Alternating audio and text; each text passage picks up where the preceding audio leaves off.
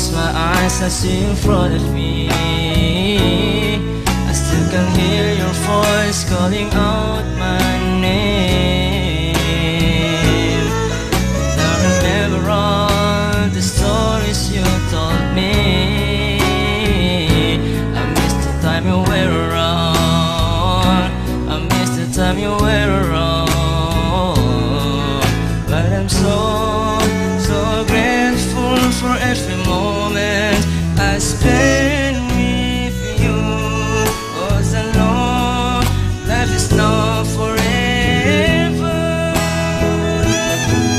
You went so soon, so soon. You left so soon, so soon. I have to move on, 'cause I know it's been too long. I got to dot the tears, keep my faith and be strong.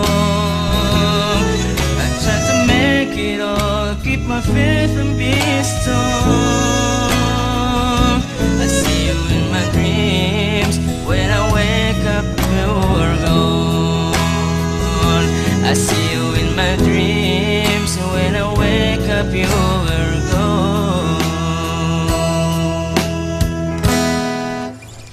Bismillahirrahmanirrahim. Assalamualaikum warahmatullahi wabarakatuh.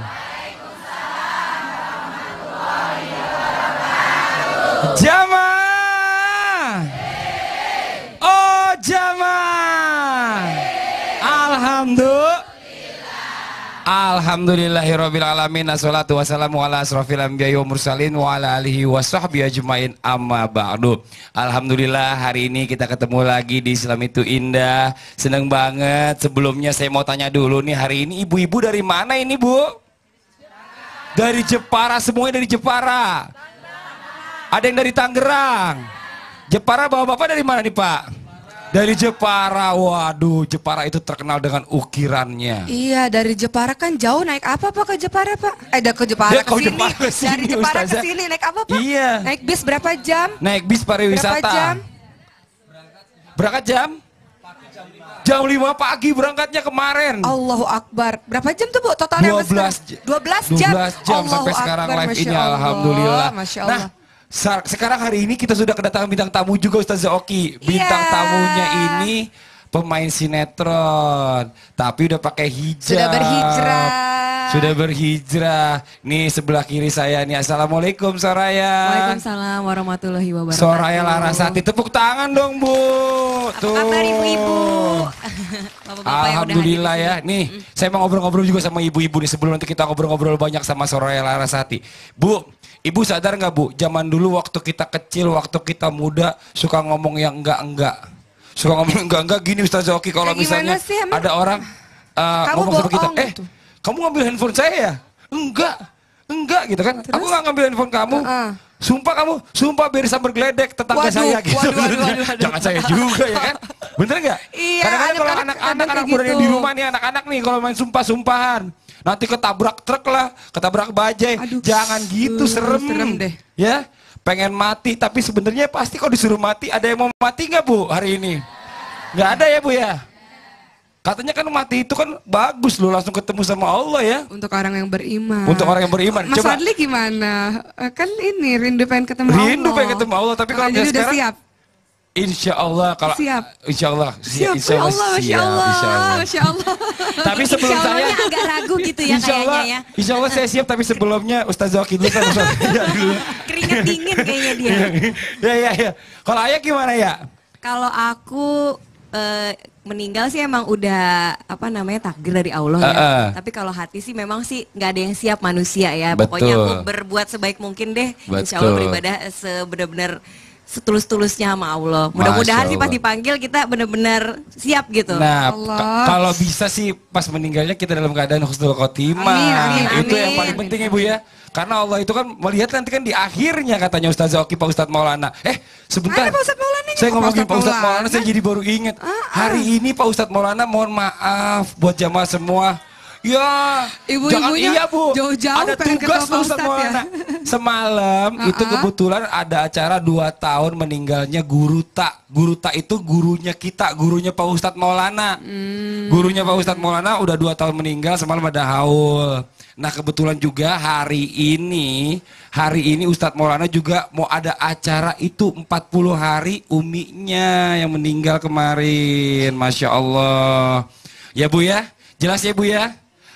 Ibu satu saja Mas Adli membicarakan mengenai tahlilan sebenarnya memang kalau di dalam Islam itu nggak ada tuh kan 7 harian 40 harian, tapi di dalamnya kan ada ceramah agama, ada ngaji gitu. Betul, Masya Allah. Jadi kalau misalnya kebaikan mah Insya Allah nggak ada masalah ya. Dan jangan lupa yang datang itu yang harus bawa makanan tuh yang datang, harusnya begitu. Iya kan acara yang iya. Kan, lagi ada kesedihan. Iya, jadi kita yang datang yang bawa makanan. Jadi kalau datang sana bawa makanan ya. Di Makassar ya. Yuk, hari ini kita bahas temanya adalah pengen mati tapi takut. Bener nggak Bu? Pelan-pelan, bener nggak Bu? Bener. Yang ngerasa nggak bener angkat tangan. Nggak ada yang berani juga ya kan. Jadi sebenarnya semuanya itu gitu. Insya Allah siap. Coba sekarang Bu, enggak nanti aja. Ya kita masuk Ustazah Oki, langsung aja kita ke temanya kita hari ini adalah tetap di pengen mati tapi takut. Tapi kenapa manusia suka menantang kematian padahal sebenarnya takut mati Ustazah Oki? Gimana baiknya, silakan. Hati-hati dalam berucap. Nah tadi kata Mas Fadli contohnya, beneran aku nggak bohong, kalau aku bohong mati disambar geledek. Ntar geledek beneran gimana? Ya, beneran aku nggak bohong, sumpah. Kalau misalnya aku bohong, ntar apa Mas Fadli? Ketabrak kereta gitu. Jangan. Misalnya ya. Apa? Ketabrak sepeda aja. Ketabrak sepeda. Hati-hati dalam berucap. Kullu kalam doa. Setiap perkataan adalah doa. Dan kita tidak pernah tahu kapan waktunya itu dijabah, itu didengar oleh Allah Subhanahu Wa Taala. Kapan malaikat mengamini doa-doa kita itu. Perkataan adalah doa. Hati-hati dalam berucap. Jadi kalau sumpah nggak usah pakai yang aneh-aneh. Sumpah pocong, sumpah ini, sumpah itu nggak usah. Nggak perlu yang hal-hal kayak gitu. Ya hati-hati ya Bu. Nanti kalau beneran nyesel sendiri. Sekarang pertanyaannya, ada nggak sih orang-orang yang kemudian menentang tentang kematian itu? Ada. Ya Allah kalau gitu matiin aja aku ya Allah. Ada nggak yang kayak gitu? Nih ada orang-orang yang sedang diuji oleh Allah dalam keadaan sakit. Ya Allah ini sakit banget, udah aku mati sekarang aja deh ya Allah. Ada Bu begitu Bu? Atau ibu-ibu lagi, atau bapak-bapak, kalau bapak sih enggak ya, biasanya sih ibu-ibu lagi bertengkar sama suaminya, aduh depresi berat gitu. Atau misalnya ada masalah apa depresi berat, aku nggak sanggup kalau nggak kamu yang mati, aku yang mati aja gitu ngomongnya. Tuh nauzubillah min zalik. Ya Allah sekarang aja aku mati, ya Allah aku udah nggak tahan dengan beban dunia ini. Banyak ya Bu ya gitu ya. Itu namanya menentang kematian. Ibu yang ketawa nih berarti begitu ya Bu. Ya, itu namanya menantang Allah. Belum waktunya, tapi kemudian dia tantang. Hati-hati dengan yang begitu. Semoga terhindar dari sifat seperti itu. Nggak boleh. Kalau belum waktunya jangan ditantang-tantang. Karena bisa saja umur yang panjang itu artinya Allah masih beri kesempatan untuk kita untuk menambah amal-amal kebaikan kita. Makanya nggak boleh berdoa, ya Allah aku mau mati sekarang aja ya Allah aku mau mati besok, nggak boleh. Malah nggak boleh berdoa begitu. Yang dianjurkan berdoanya adalah, ya Allah panjangkanlah umurku kalau memang itu baik untukku, dan perpendeklah umurku kalau memang itu juga baik untukku. Karena kita nggak tahu, kita pengen umur panjang, tapi kalau umur panjangnya buat maksiat, untuk apa Bu?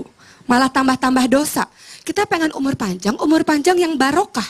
Umur panjang yang barokah. Barokah itu apa? Menambah ketaatan kita kepada Allah Subhanahu Wa Taala. Kita umur pendek, tapi umur pendek barokah. Alhamdulillah. Pendek dosanya nggak banyak tapi barokah, mendapat ketaatan kepada Allah. Itu Masya Allah. Cita-cita kita kan seperti itu. Malah kita ini Muslim dianjurkan untuk cita-citanya mati syahid. Seandainya pun kita sudah berazam nih, bertekad, aku mati syahid, pengen cita-citanya ini, setiap Muslim harus bertekad cita-citanya mati syahid. Andainya pun kita meninggal di atas tempat tidur kita, sudah dicatat pahalanya seperti pahala mati syahid. Jadi setiap Muslim, setiap mukmin harus punya cita-cita untuk mati syahid. Membicarakan mengenai kematian itu adalah pemutus kelezatan dunia, ya Bu, pemutus kebahagiaan, betul nggak? Ya, untuk bagi orang-orang yang beriman, kematian adalah pintu pembuka awal kehidupan selanjutnya untuk bertemu dengan sang kekasihnya, Allah Subhanahu Wa Taala.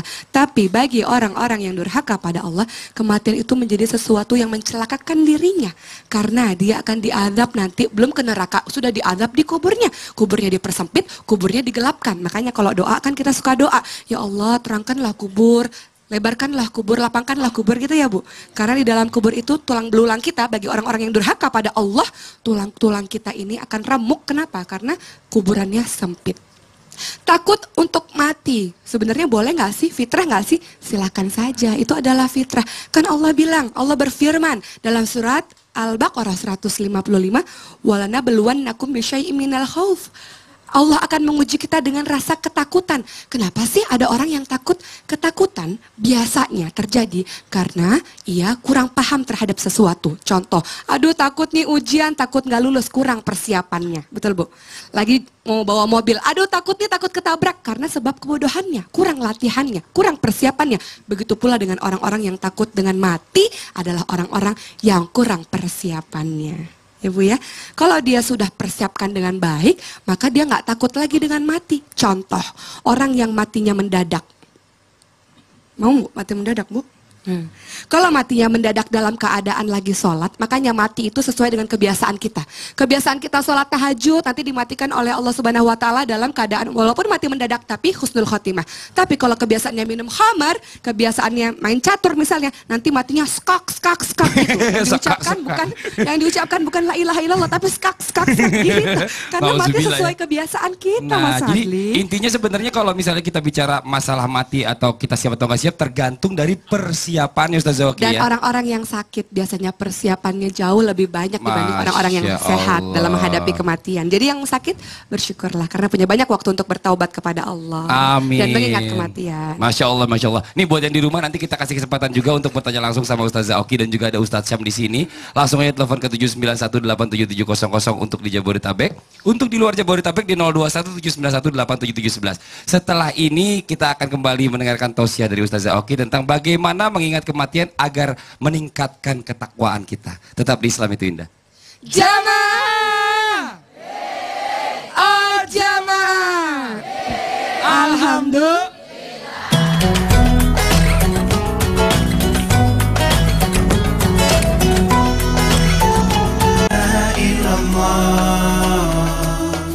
Kembali lagi di Islam itu Indah, masih di tema kita hari ini adalah pengen mati tapi takut. Sebelum kita lanjutkan tausiah dari Ustaz Oki dan juga ada Ustaz Syam di sini, saya mau ngajak jamaah yang di rumah untuk jalan-jalan sebentar ke Tapanuli Tengah. Ini seru banget sih seneng banget ya. jalan-jalan terus. Alhamdulillah Ustaz Oki, Ustaz Syam, Islam itu indah. Masya Selalu Allah. diundang di daerah-daerah. Sana ada tausiah juga. Ada tausiah Masya juga Allah. karena kan kalau misalnya mengundang nanti ke sini semua kan mahal ongkosnya. Jadi kita yang mengunjungi. Kita yang mengunjungi ke sana. Iya. Masya Allah, mudah-mudahan nanti seluruh Indonesia kebagiannya ibu-ibu ya. Amin, insya Allah. Amin. Nih, kalau gitu langsung aja kita ajak ke Tapanuli Tengah. Ini liputannya. Assalamualaikum warahmatullahi wabarakatuh.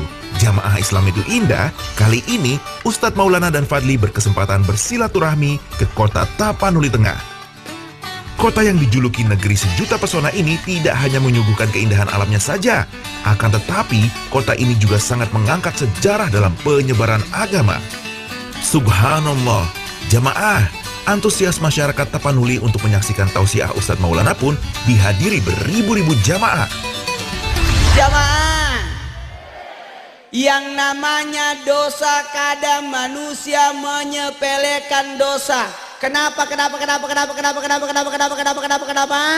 Karena manusia itu mudah melakukannya karena ada dasar yang namanya kehilapan. Hilap, lupa. Apa dosa? Kenapa bisa berdosa? Orang bisa berdosa, mudah-mudahan dengan dosanya itu dia bisa sadar dekat dengan Allah. Alhamdulillah. Betul tidak? Tapi jangan membiasakan berdosa. Kenapa manusia bisa berdosa? Kenapa bisa berdosa? Supaya dia tidak sombong. Nah sekarang begini Pak Ustadz, kita bicara masalah tentang dosa besar, dosa kecil tadi. Ini orang suka menyempelekan dosa itu gimana Pak Ustadz? Tidak ada dosa kecil. Tidak ada dosa kecil kalau dosa itu diulang-ulang. Iya. Ingat, ketika pemimpin mengajurkan kebaikan, maka setiap yang mengikutinya akan mengikuti pahalanya. Makanya kalau satu Tapanuli Tengah salat, maka Pak Bupati dapat pahala. Kalau semua rakyatnya sejahtera, bahagia, tersenyum, nyenyak tidurnya, Pak Bupati dapat pahala. Masya Allah. Tapi kalau Rakyatnya tidak salat, mencuri, Pak Bupati dapat juga dosanya. Nauzubillah, summa nauzubillah. Sekarang bagaimana hukumnya buat orang yang suka meremehkan dosa Pak Ustadz? Itu gampang, dosanya kecil. Bagaimana hukumnya Pak Ustadz? Hukum orang yang meremehkan dosa adalah bentuk kezaliman, bentuk kedurakan, bentuk perlawanan kepada Allah Subhanahu wa taala. Karena kita tidak melihat dosa itu, tapi kepada siapa engkau berdosa. Makanya ada jawaban dari semua itu. Mau tahu? Yakni taubat. 1, 2, 3 taubat. Makanya taubat itu harus dilandasi dengan penyesalan. 1, 2, 3 menyesal. Jamaah. Oh jamaah. Tubu ilallahi taubatan nasuha. Maksudnya apa di situ? Yang betul-betul tobat. Ingat, tidak akan mungkin orang berdosa jikalau masih ada iman di dalam hatinya. Ketika manusia berdosa, pada saat itu imannya lagi keluar. Pergi ke mall. Kapan dia berdosa? Imannya keluar. Jadi orang yang selalu berdosa, sebenarnya dia sedang mengeluarkan imannya terus menerus. Makanya orang yang bertobat mengembalikan imannya. Makanya orang yang salat tidak akan mungkin berdosa. Karena inna salata tanha anil fahsai wal munkar, mencegah perbuatan keji dan mungkar. Apa artinya keji? Dosa yang berkaitan pada diri. Mungkar, dosa yang berkaitan dengan orang lain.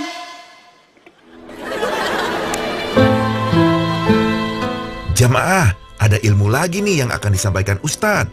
Ustadz mau menjelaskan fadilah berwudu. Kita simak yuk. Kalau orang berwudu sudah jatuh dosa-dosanya, digulung dulu. Auzubillahi minasyaitonir rajim. Bismillahirrahmanirrahim. Ya Allah, mudah-mudahan saya meminum airnya sungai Al-Kausar. Ya Allah, mudah-mudahan saya mencium baunya surga. Disinilah kita berniat nawaitul wudu'ah. Kemudian tangan kanan, ya Allah, mudah-mudahan tangan kananku yang menerima buku amalanku. Amin. Ya Allah, mudah-mudahan bukan tangan kiriku yang menerima buku amalanku. Ya Allah, jadikanlah kulit dan rambutku diharamkan apinya neraka. Amin. Ya Allah, jadikanlah telingaku mendengarkan perintahmu dan melaksanakannya. Ya Allah, mudahkanlah kakiku berjalan di titian siratal mustaqim. Ya Allah, mudahkanlah kakiku berjalan di titian siratal mustaqim. Gitu. Jadi itu sudah terhapus dosa-dosa. Imam Syafi'i menganjurkan jangan dilap air wudunya. Jangan ambil kain baru dilap. Kebetulan ada keringat ini. Betul. Jangan dilap. Kenapa? Itu makruh. Betul. Biarkan air itu berjatuhan ikut dosa-dosamu. Nih, yang perlu digarisbawahi tadi saya bilang juga di bawah, kita jangan pernah menganggap dosa-dosa kecil itu dosa yang gampang.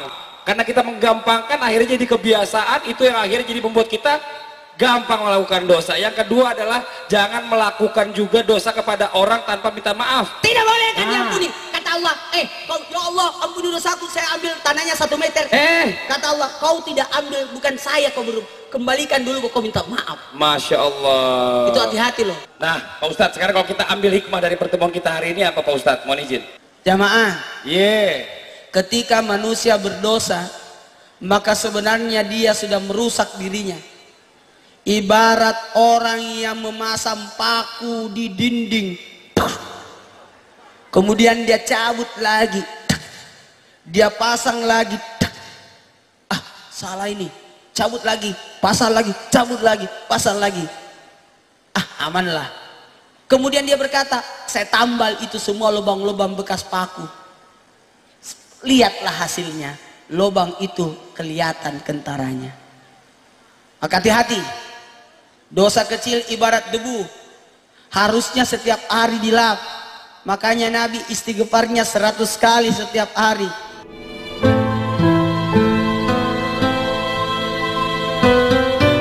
Jamaah, demikian tausiah singkat Ustadz Maulana di kota Tapanuli Tengah. Semoga kita mendapatkan ilmu yang bermanfaat.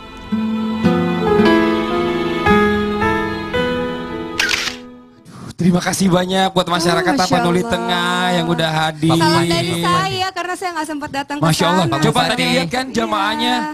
puluhan ribu Ustazah Itu berapa orang itu kalau ngelihat lautan manusia tuh ya Allah. Banget, Masya Allah, dan animo masyarakat itu mulai dari awal sampai akhir kita pulang nggak ada yang bergerak sedikit pun. Masya Allah, dan khusyuk mendengar ceramah itu, Masya Allah. Mendengarkan Masya semuanya, Allah. subhanallah, luar biasa. Tapi kita Dan tadi bisa ikut semua ya. Hah?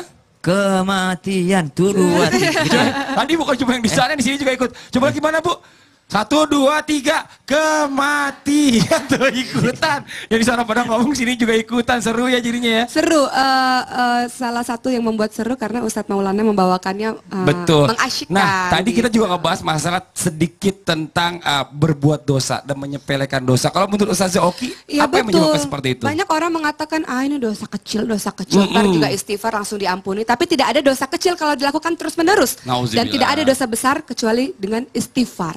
Jadi kalau ada dosa besar atau dosa kecil tetap istighfar, bersegera untuk minta ampun pada Allah. Banyak orang-orang mengatakan, nanti aku mau tobatnya ntar aja deh, dosanya dirapel dulu. Kan hari ini buat dosa, besok tobat, terus dosa lagi, ntar aja deh, rapel aja, ntar ujung-ujungnya aja. Hei, hati-hati, sesungguhnya ketika kita menunda untuk bertobat, itulah dosa lagi. Nauzubillah. Gitu. Terus siapa yang punya jaminan kalau besok kita masih hidup? Oh, kegeeran deh ya. Ih, nauzubillah ya Ustaz. Ustaz Jadi dua hal yang disepelekan dari iblis untuk menyepelekan dua hal. Yang pertama adalah dosa kecil, yang kedua adalah amalan kecil. Nggak usah amalan itu kan amalan biasa. Lakukan aja kan dosa kecil gitu. Jadi dua yang harus yang disepelekan menurut iblis. Diwaspadai juga ya buat kita nih ya. Dan sebaliknya kebaikan sebiji zarah kan kita akan dibalas oleh Allah. Fama ya'mal mithqala dzarratin khairan yarah. Masya Allah. Gitu. Ini sekarang kita ngobrol-ngobrol lagi ya sama Ayah sebentar. Ya. Nih, kalau Ayah, tadi kan kita udah tanya, udah siap mati atau belum? Jawabannya sebenarnya sih udah siap, tapi tetap ya. Ada Intinya tapinya. masih belum sih. Intinya masih Kalau belum aku ya sebenarnya. berpikir gini, sebenarnya sih buat aku kematian itu jadi motivasi aku untuk berbuat lebih baik. Karena kan Masya Rasulullah Allah, ya. juga mengingat mati itu katanya 20 kali dalam sehari. Begitu kita mengingat mati, kita langsung takut gitu untuk melakukan dosa-dosa baik yang kecil maupun yang besar. Jadi memotivasi buat aku gitu. Kalau masalah nantinya aku siap apa nggak siap, paling nggak dari sekarang aku pupuk seperti itu. Seperti kata Ustazah tadi kan, kita harus ya pokoknya jangan ada nganggap nanti bisa dirapel dosa. Enak aja kan. Sebaik mungkin kita harus bisa bertobat terus menerus amin, tiap hari amin. istighfar terus menerus karena ya itu kalau Betul. kita nginget mati kita pasti takut untuk melakukan Takut. dosa. Sekarang gini, kalau kasih pilihan, Iya. kalau buat Ayah pilih mana? Ayah duluan yang meninggal, apa suami duluan yang meninggal? Aku siapa aja, insya Allah pasti. Orang suruh milih siapa duluan? Siapa aja. Kalau saya duluan pasti itu yang terbaik. Seandainya disuruh memilih, Ayah mau milih mana? Suami duluan yang meninggal? Saya aja deh. Kenapa? Pasti itu ketetapan yang terbaik dari Allah. Apapun yang terjadi, takdir itu pasti ketetapan yang terbaik dari Allah buat saya. Oh gitu. Ntar kalau suaminya ntar ngurusin anak-anaknya gimana? Pasti itu ketetapan Yakin? yang terbaik. Pasti Allah kasih jalan yang terbaik untuk Bisa aja kalau semuanya. bisa suami nggak bisa ngurusin anak, dia akan cari mama baru loh. Gak apa-apa juga. Yang penting yang terbaik. Iya, yang penting terbaik ya. Iya, betul. Alhamdulillah ini luar biasa nih. Emang kalau ngomong sama orang yang udah pakai hijab, itu agak beda Ustaz Oki. Dia itu udah lebih siap gitu dengan Insya segala Allah ya, pertanyaan-pertanyaan insya ya, alhamdulillah ya. Insya Allah, karena biasanya insya Allah ya ketika berhijab pada akhirnya berpikir untuk berarti aku harus belajar. Masya Allah, Memotivasi amin. untuk belajar Amin, agama amin. Allah. Ya Allah, ini jamaah yang di rumah nanti kita kasih kesempatan. Jangan lupa ayo telepon dari sekarang ke 791877700 untuk di Jabodetabek. Untuk di luar Jabodetabek di 021791877711. Setelah ini kita akan kembali lagi, makanya jangan kemana-mana, tetap di Islam itu Indah. Jamaah. Oh jamaah. Alhamdulillah.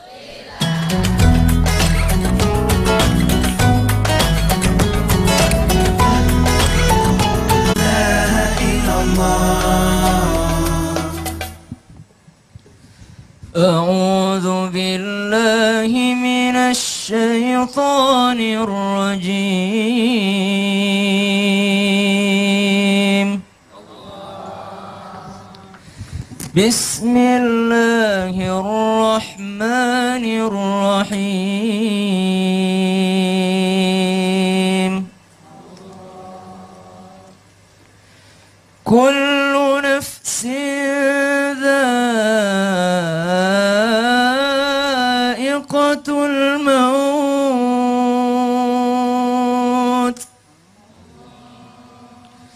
وإنما توفون أجوركم يوم القيامة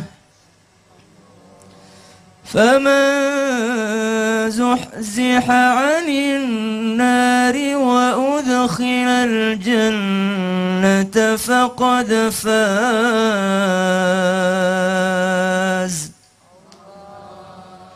وما الحياة الدنيا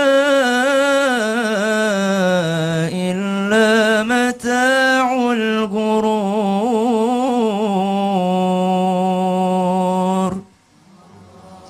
صدق الله العظيم.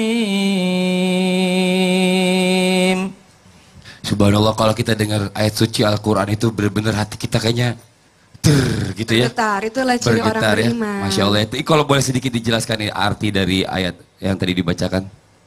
Ada sesuatu yang menarik yang dijelaskan Allah pada ayat ini. Kullu nafsin dha'iqatul maut. Setiap yang bernyawa pasti akan merasakan kematian.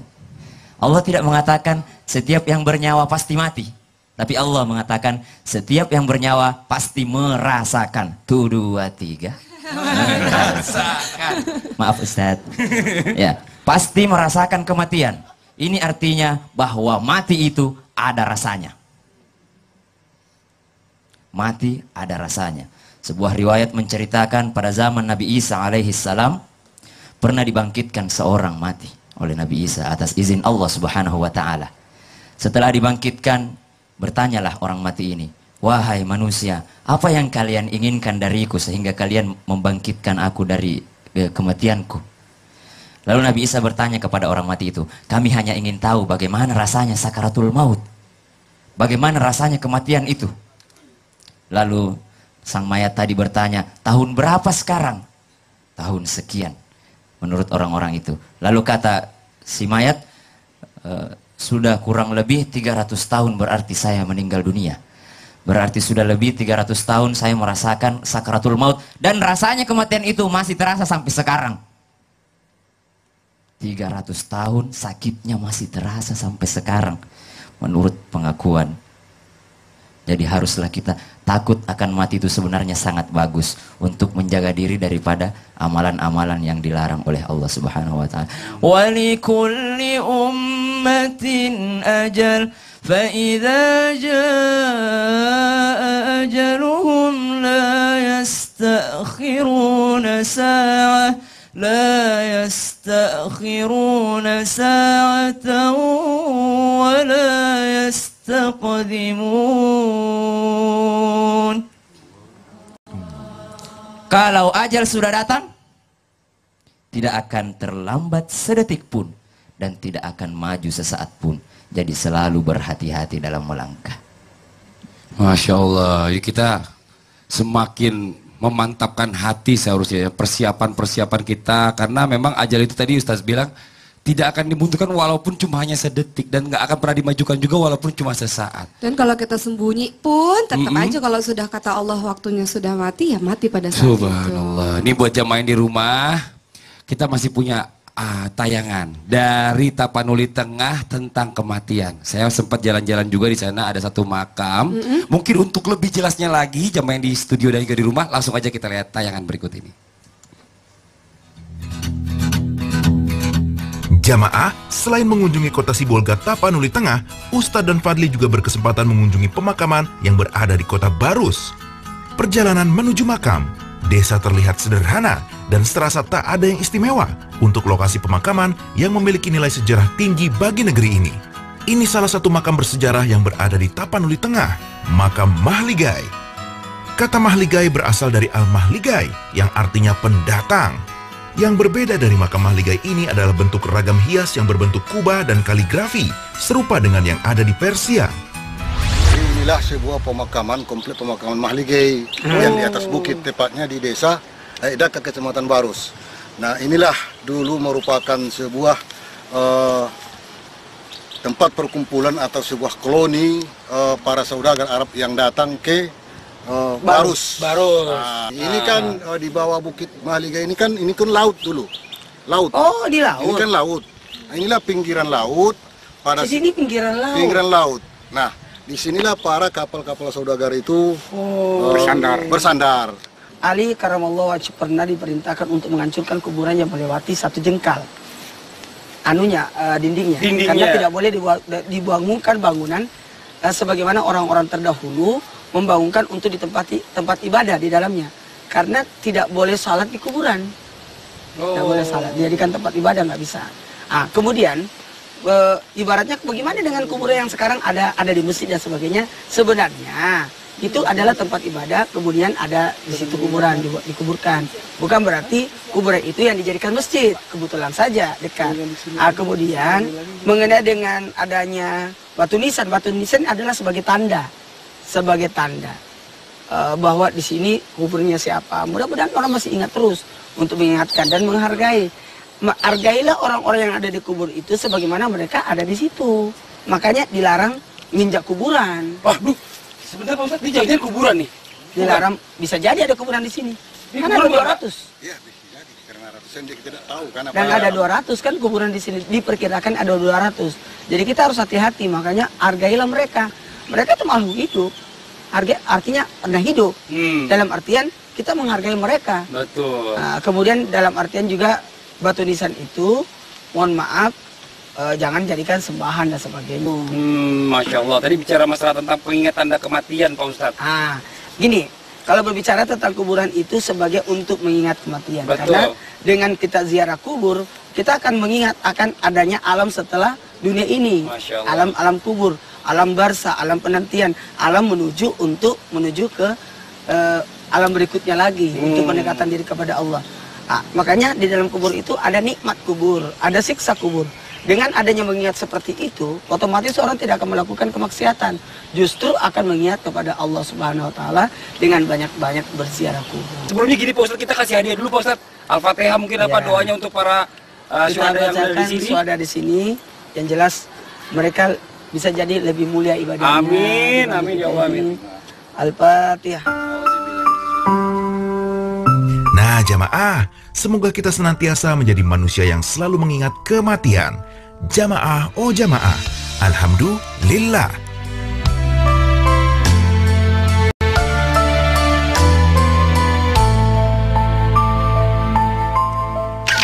Subhanallah, itu Ustazah Oki, itu makamnya panjang-panjang Ustazah. Itu bisa sampai berapa meter gitu, 5 meteran. Itu Mas Fadli sama Ustadz kenapa jadi kayak detektif gitu pakaian? Kita itu lagi menelusuri sebenarnya karena tayangan yang dipotong-potong. Jadi detektifnya di kuburan. Iya. Ini saya ingin mengomentari ini. Tadi itu bagus sekali sebagai contoh buat kita bahwa kalau misalnya nanti wallahu alam ya ada keluarga kita yang meninggal dunia atau satu hari kita meninggal dunia, makam itu jangan dibangun ya Bu, jangan pakai semen, pakai tembok atau apa gitu. Betul. Karena makam itu malah lebih baik kalau pakai tanah aja kemudian dikasih gundukannya. Dikasih gundukannya sebagai tanda bahwa ada orang di situ. Kalau kita lihat pemakaman di Mekah misalnya, itu cuma pakai batu aja. Betul. Jadi nggak dikhususkan dibangun secara mewah-mewah itu jangan seperti itu. Ya, gitu. Ini tapi memang menarik banget karena waktu itu kan saudagar-saudagar yang datang itu ke Indonesia itu menyebarkan agama Islam itu ya banyak gitu loh ternyata.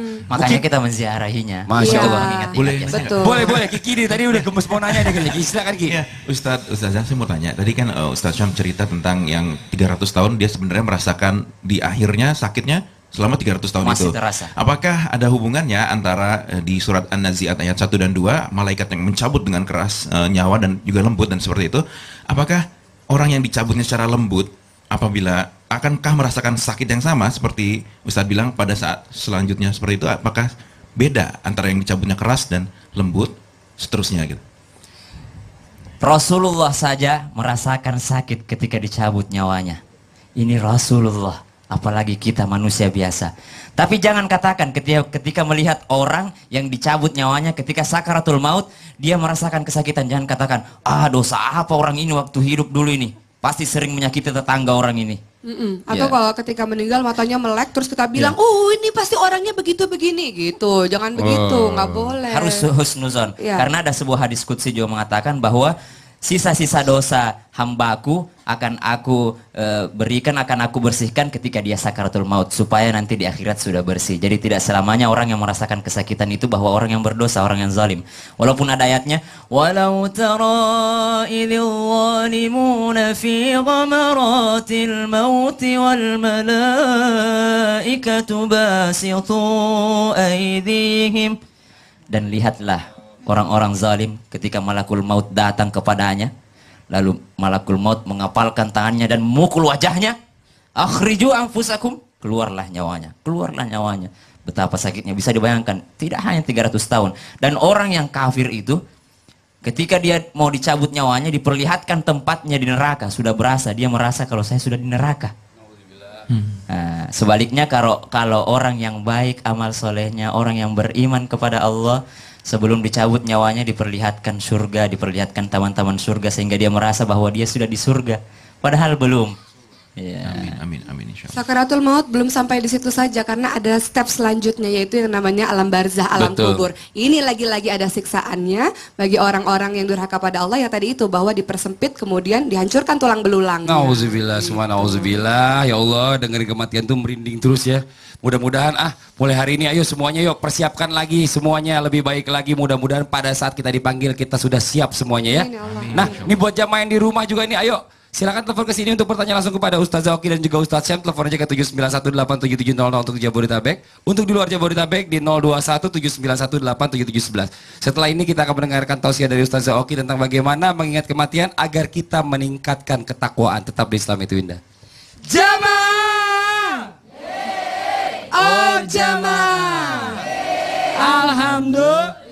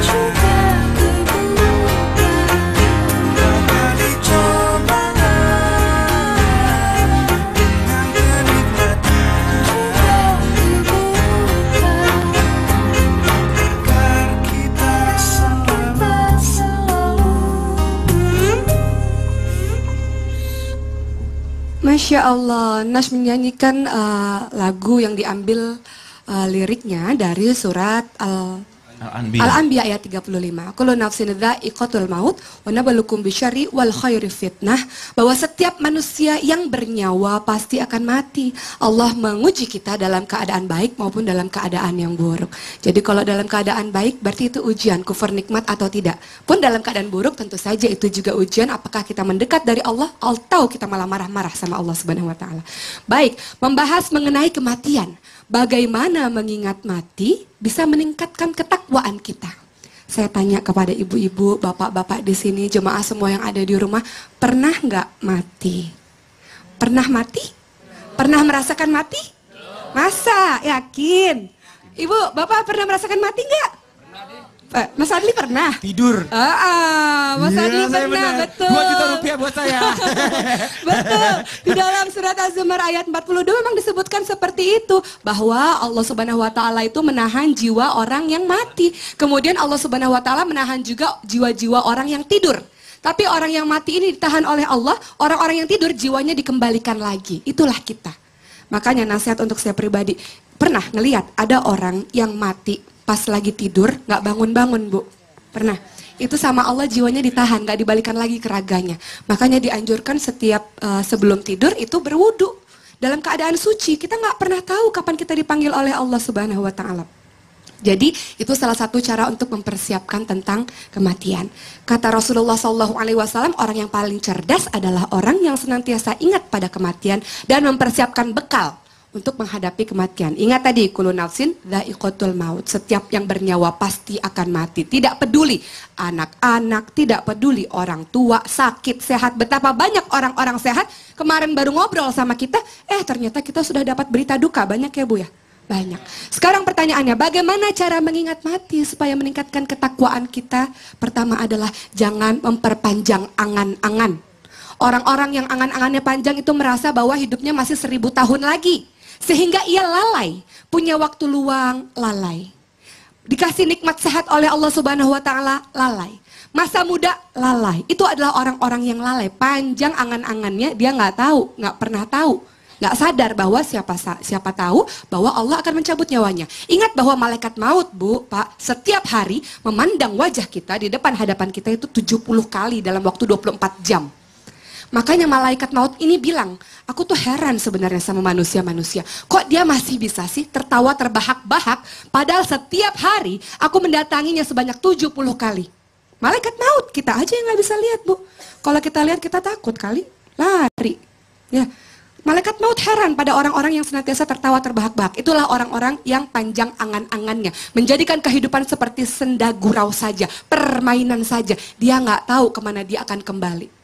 Dia nggak tahu bahwa di muka bumi ini dia hanya seorang musafir saja, maka bekalnya tidak cukup. Kedua, bagaimana cara mengingat mati untuk meningkatkan ketakwaan kita adalah banyak-banyaklah ziarah kubur, banyak-banyaklah datangi orang-orang yang sakit, supaya kita tahu, oh begini rasa orang yang sakit. Ketika kita lihat ada orang sakratul maut, itu sangat membekas sekali, Bu, benar nggak? Pernah ngelihat ada orang tua, ibu-ibu mungkin yang dipanggil Allah lebih dulu, atau saudara, kita lihat sakratul maut, kita talkinkan ya Bu ya, la ilaha illallah, la ilaha illallah, itu adalah pengingat mati. Ditalkinkan itu baru baca yasin. Jadi baca yasin itu bukan setelah kematian, menjelang kematian baca yasinnya itu ya.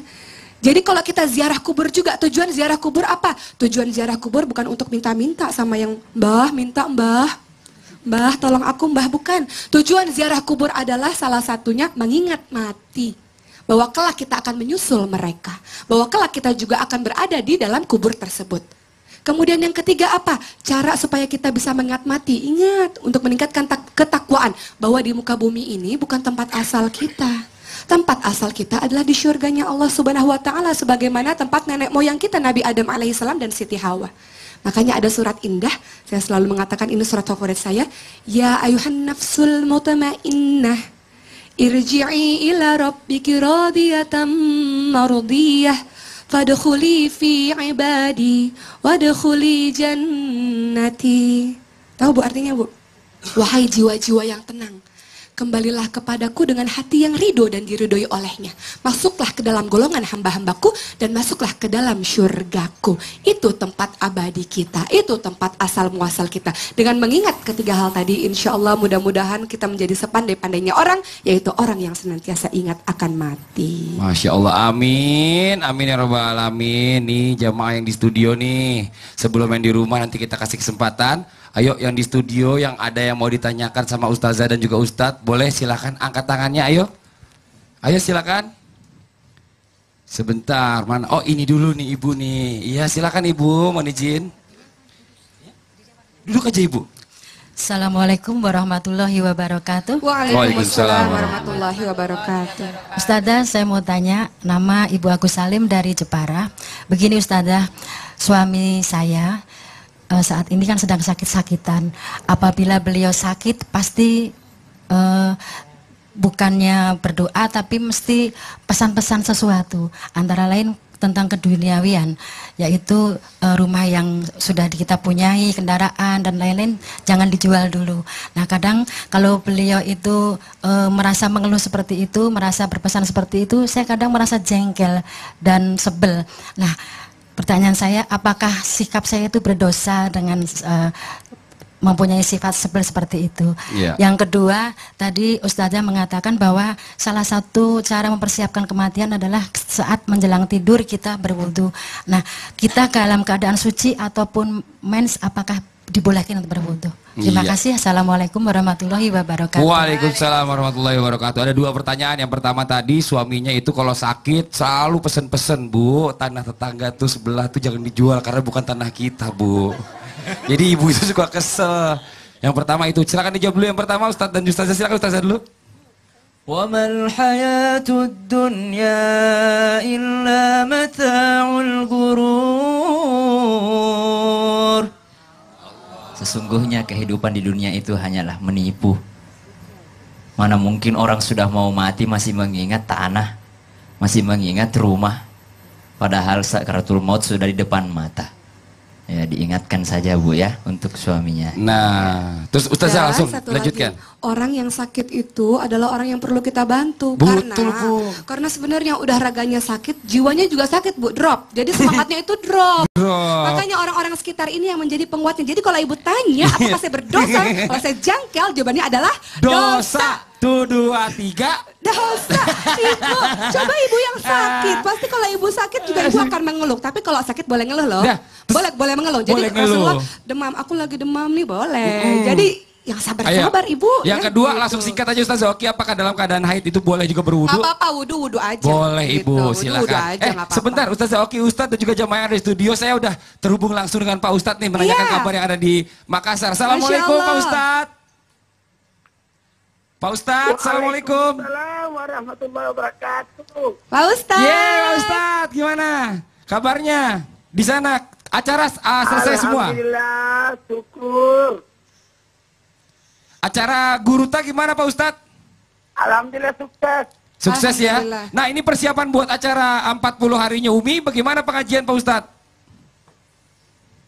Insya Allah pagi ini selesai nonton Islam Indah, saya menuju ke kubur Umi. Ya. Wah Pak Ustadz nonton. Oh jadi Ustadz sekarang Ya, mau habis ini saya langsung ke kubur Umi sama Guruta. Ya ini kan kebetulan nih karena Pak Ustadz nih keluarganya lagi umroh, jadi mau tidak mau Pak Ustadz ini ngurus semuanya sendiri, subhanallah luar biasa nih Pak Ustadz nih. Tapi persiapan udah aman Pak Ustadz ya? Aman. Alhamdulillah. Pak Ustadz boleh sedikit ini nggak Pak Ustadz? Biasalah karena namanya juga kita kan di sini kan menunggu cerita-cerita dari Pak Ustadz nih tentang acara di semalam. Alhamdulillah Rabbil Alamin. Semalam setelah acara Guruta, artinya kita mulai maghribnya. Ya. Setelah salat maghrib, kami langsung melaksanakan yakni di masjid, tepatnya di pesantren, yakni pelaksanaan baca yasin, kemudian baca tahlil. Kemudian alhamdulillah dihadiri ribuan santri termasuk alumni, bahkan alhamdulillah ulama-ulama besar di Makassar juga ikut membawakan tausiah. Kebetulan saya juga diberi kesempatan untuk memberikan sambutan dan saya sampaikan bahwa sebenarnya karena acara ini adalah acara pesantren sekaligus awal 2 tahun Guruta dirangkaikan dengan Isra Mi'raj. Alhamdulillah sedih rasanya karena 2 tahun telah berpulang ke rahmatullah guru yang kami cintai, pendiri Pondok Pesantren An-Nahda Ujung Pandang. Ini jadi pembelajaran besar buat kami semua murid-murid melanjutkan ajaran Islam, dakwah, bahkan untuk dalam artian bukan aja mengajarkan tapi mendidik anak-anak untuk pelaksanaan syiar Islam, bukan hanya syiar Islam tapi bagaimana membina masyarakat menjadi baik. Masya Allah. Pak Ustadz bisa cerita sedikit tentang persiapan untuk acara haulnya Umi 40 harinya Umi Pak Ustadz? Persiapan Umi juga sama dengan Guruta. Cuma kalau Umi pasti dilaksanakannya di rumah. Yang namanya di rumah juga pasti kita harus siapkan banyak hal. Seperti karena ini tenda, kursi, dan termasuk persiapan santap malam. Santap malam. Jadi ini sudah disiapkan. Umi sendiri sebenarnya siapkan dengan Umi itu luar biasa. Karena kenapa? Karena Umi sudah mempersiapkan segalanya sampai insya Allah karena dilarang berutang. Masya Allah. Jadi harus disiapkan semuanya. Sebelum meninggal Umi udah menyiapkan semua sampai acara-acara itu sudah dipersiapkan semua sama Umi ya Pak Ustadz ya. Masya Allah luar biasa Umi. Umi Ya. itu luar biasa mempersiapkan semuanya. Pak Ustadz terima kasih banyak. Uangnya ada. Subhanallah. Pak Ustadz terima kasih banyak Pak Ustadz ya. Mohon maaf kita ganggu sebentar. Habis kita udah pada kangen, jamaah di sini juga kangen sama Pak Ustadz, nanyain Pak Ustadz nggak ada ya. Pak Ustadz terima kasih banyak. Mudah-mudahan acara nanti malam sukses ya Pak Ustadz ya. Amin, amin ya rabbal alamin. Terima kasih Pak Ustadz. Ya, assalamualaikum. Waalaikumsalam. Alhamdulillah. Nih buat jamaah yang di rumah, ayo yang mau telepon ke sini silakan ke 791877700 untuk di Jabodetabek, untuk di luar Jabodetabek di 021791877711. Boleh telepon ke sini, silakan dari sekarang karena setelah ini kita akan mendengarkan terlebih dahulu kisah teladan yang akan dibawakan oleh Ustazah Oki. Tetap di Islam itu Indah. Jamaah. Oh jamaah. Alhamdulillah.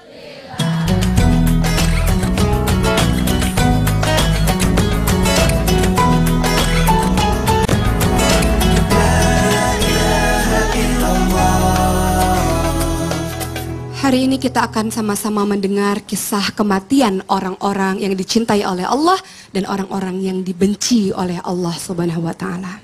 Kisah kematian orang yang sangat dicintai Allah. Kita akan membahas mengenai kematian Nabi Ibrahim alaihi salam. Nabi Ibrahim alaihi salam ketika malaikat maut hendak mengambil nyawanya, mencabut nyawanya, Nabi Ibrahim alaihi salam berkata, "Wahai malaikat, adakah kekasih yang tega menyabut nyawa kekasihnya?" Kemudian apa yang dijawab oleh malaikat pencabut nyawa, karena ia tahu bahwa Nabi Ibrahim alaihissalam adalah kekasih Allah. Malaikat pencabut nyawa mengatakan, "Wahai Nabi Allah, adakah kekasih yang tidak rindu dengan perjumpaan pada kekasihnya?" Maka Nabi Ibrahim alaihissalam mengatakan, "Kalau begitu cepatlah cabut nyawaku, karena aku sudah rindu ingin bertemu dengan Allah Subhanahu wa taala." Begitu pula yang terjadi dengan kematian atau wafatnya Nabi Muhammad Sallallahu Alaihi Wasallam. Detik-detik menjelang kematiannya, Rasulullah Sallallahu Alaihi Wasallam sudah mewasiatkan dua hal, Al-Quran dan hadis. Kalau engkau mencintaiku maka ikutilah Al-Quran dan hadis, dan orang-orang yang mencintaiku akan bersama-sama denganku nanti di syurganya Allah. Di detik-detik kematiannya, ketika malaikat pencabut nyawa hendak mencabut nyawanya, dan Nabi Muhammad SAW mengatakan, "Wahai duhai malaikat maut, sakit sekali rasanya ketika engkau mencabut nyawaku ini. Kalau aku tahu rasa sakratul maut rasanya seperti ini, maka timpakan seluruh rasa sakit sakratul maut umatku hanya kepadaku." Lalu malaikat Jibril datang dan turun, dan kemudian Nabi Muhammad SAW bertanya kepada malaikat Jibril, "Engkau tidak suka melihatku? Engkau jijik melihatku sehingga engkau memalingkan wajahmu dariku?"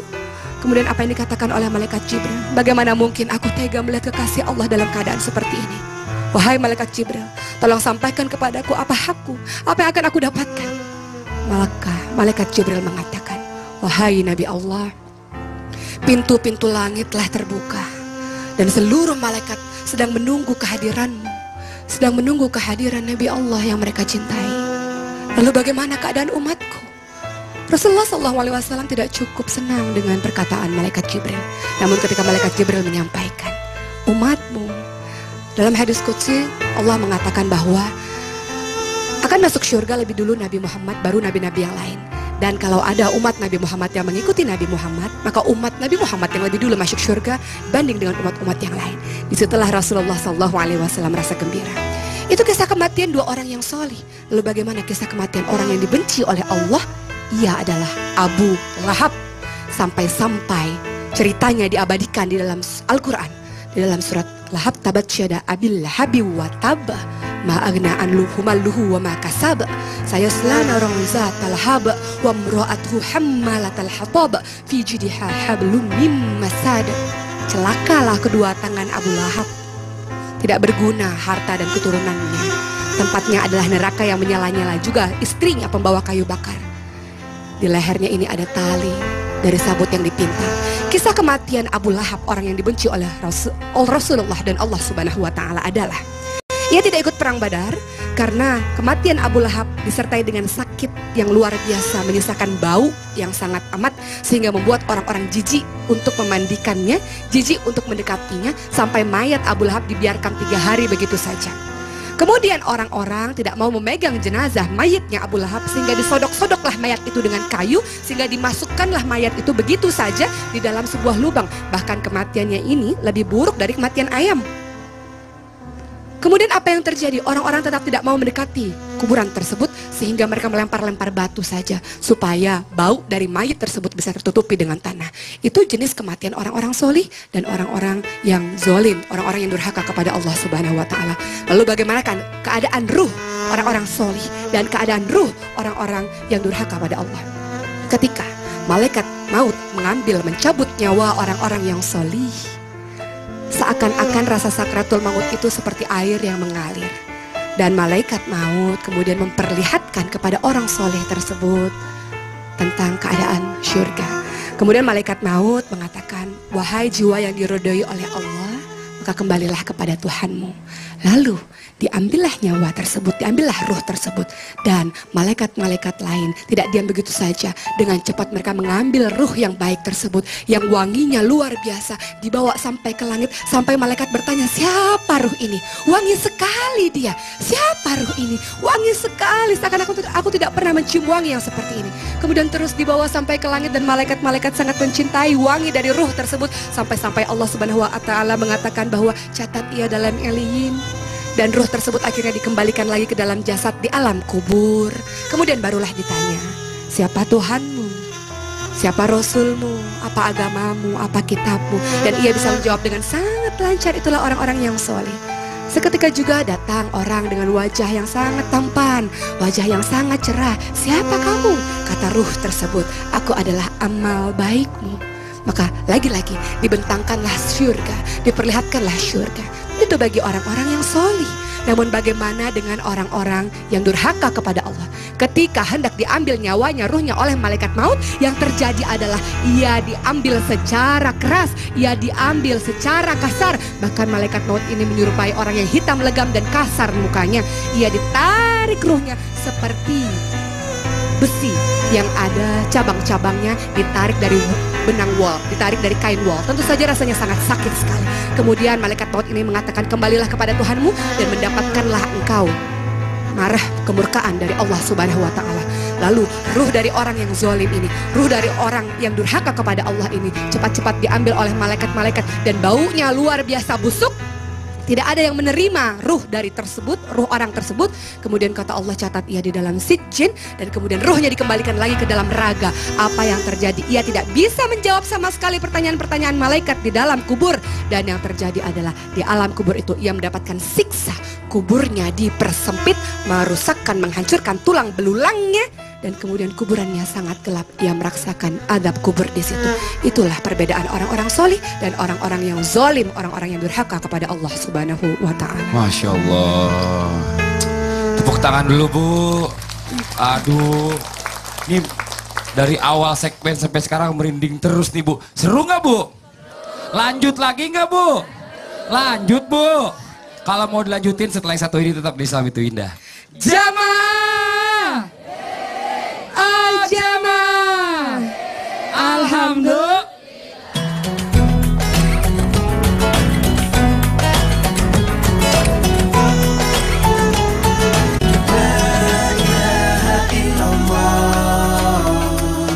Masih di Islam itu Indah, masih di tema kita hari ini, pengen mati tapi takut. Sebelum kita lanjutkan tausiah dari Ustazah Oki, saya mau kasih info dulu ke ibu-ibu semua yang ada di studio yang ada di rumah nih. Mulai sekarang, dari kemarin tanggal 14 Mei tepatnya, kalau ibu-ibu pada mau belanja, jangan lupa Bu, langsung aja ke Carrefour atau ke Transmart. Kenapa seperti itu?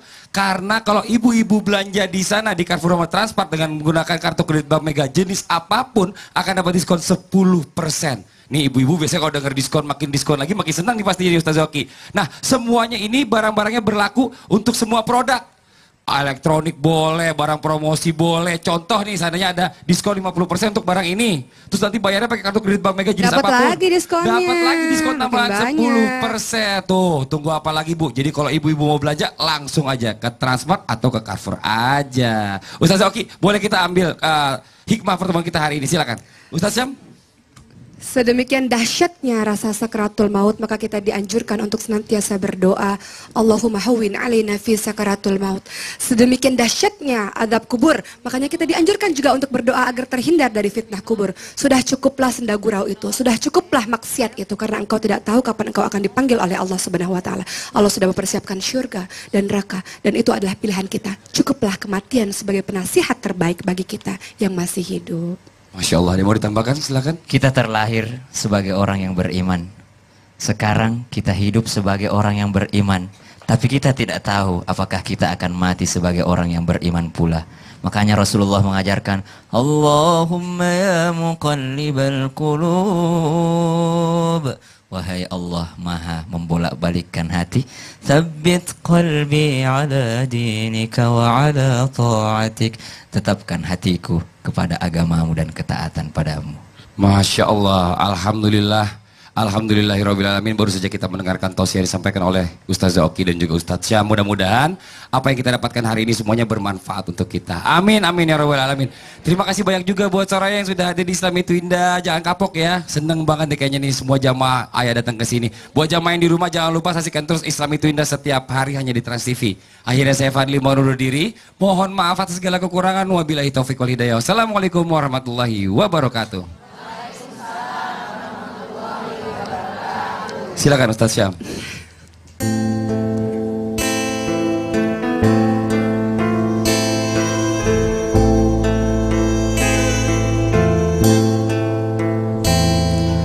Bagaimana kau merasa bangga akan dunia yang sementara?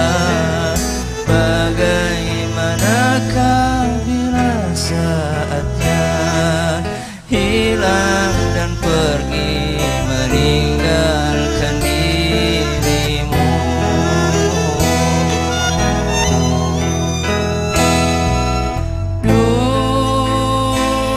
Dunia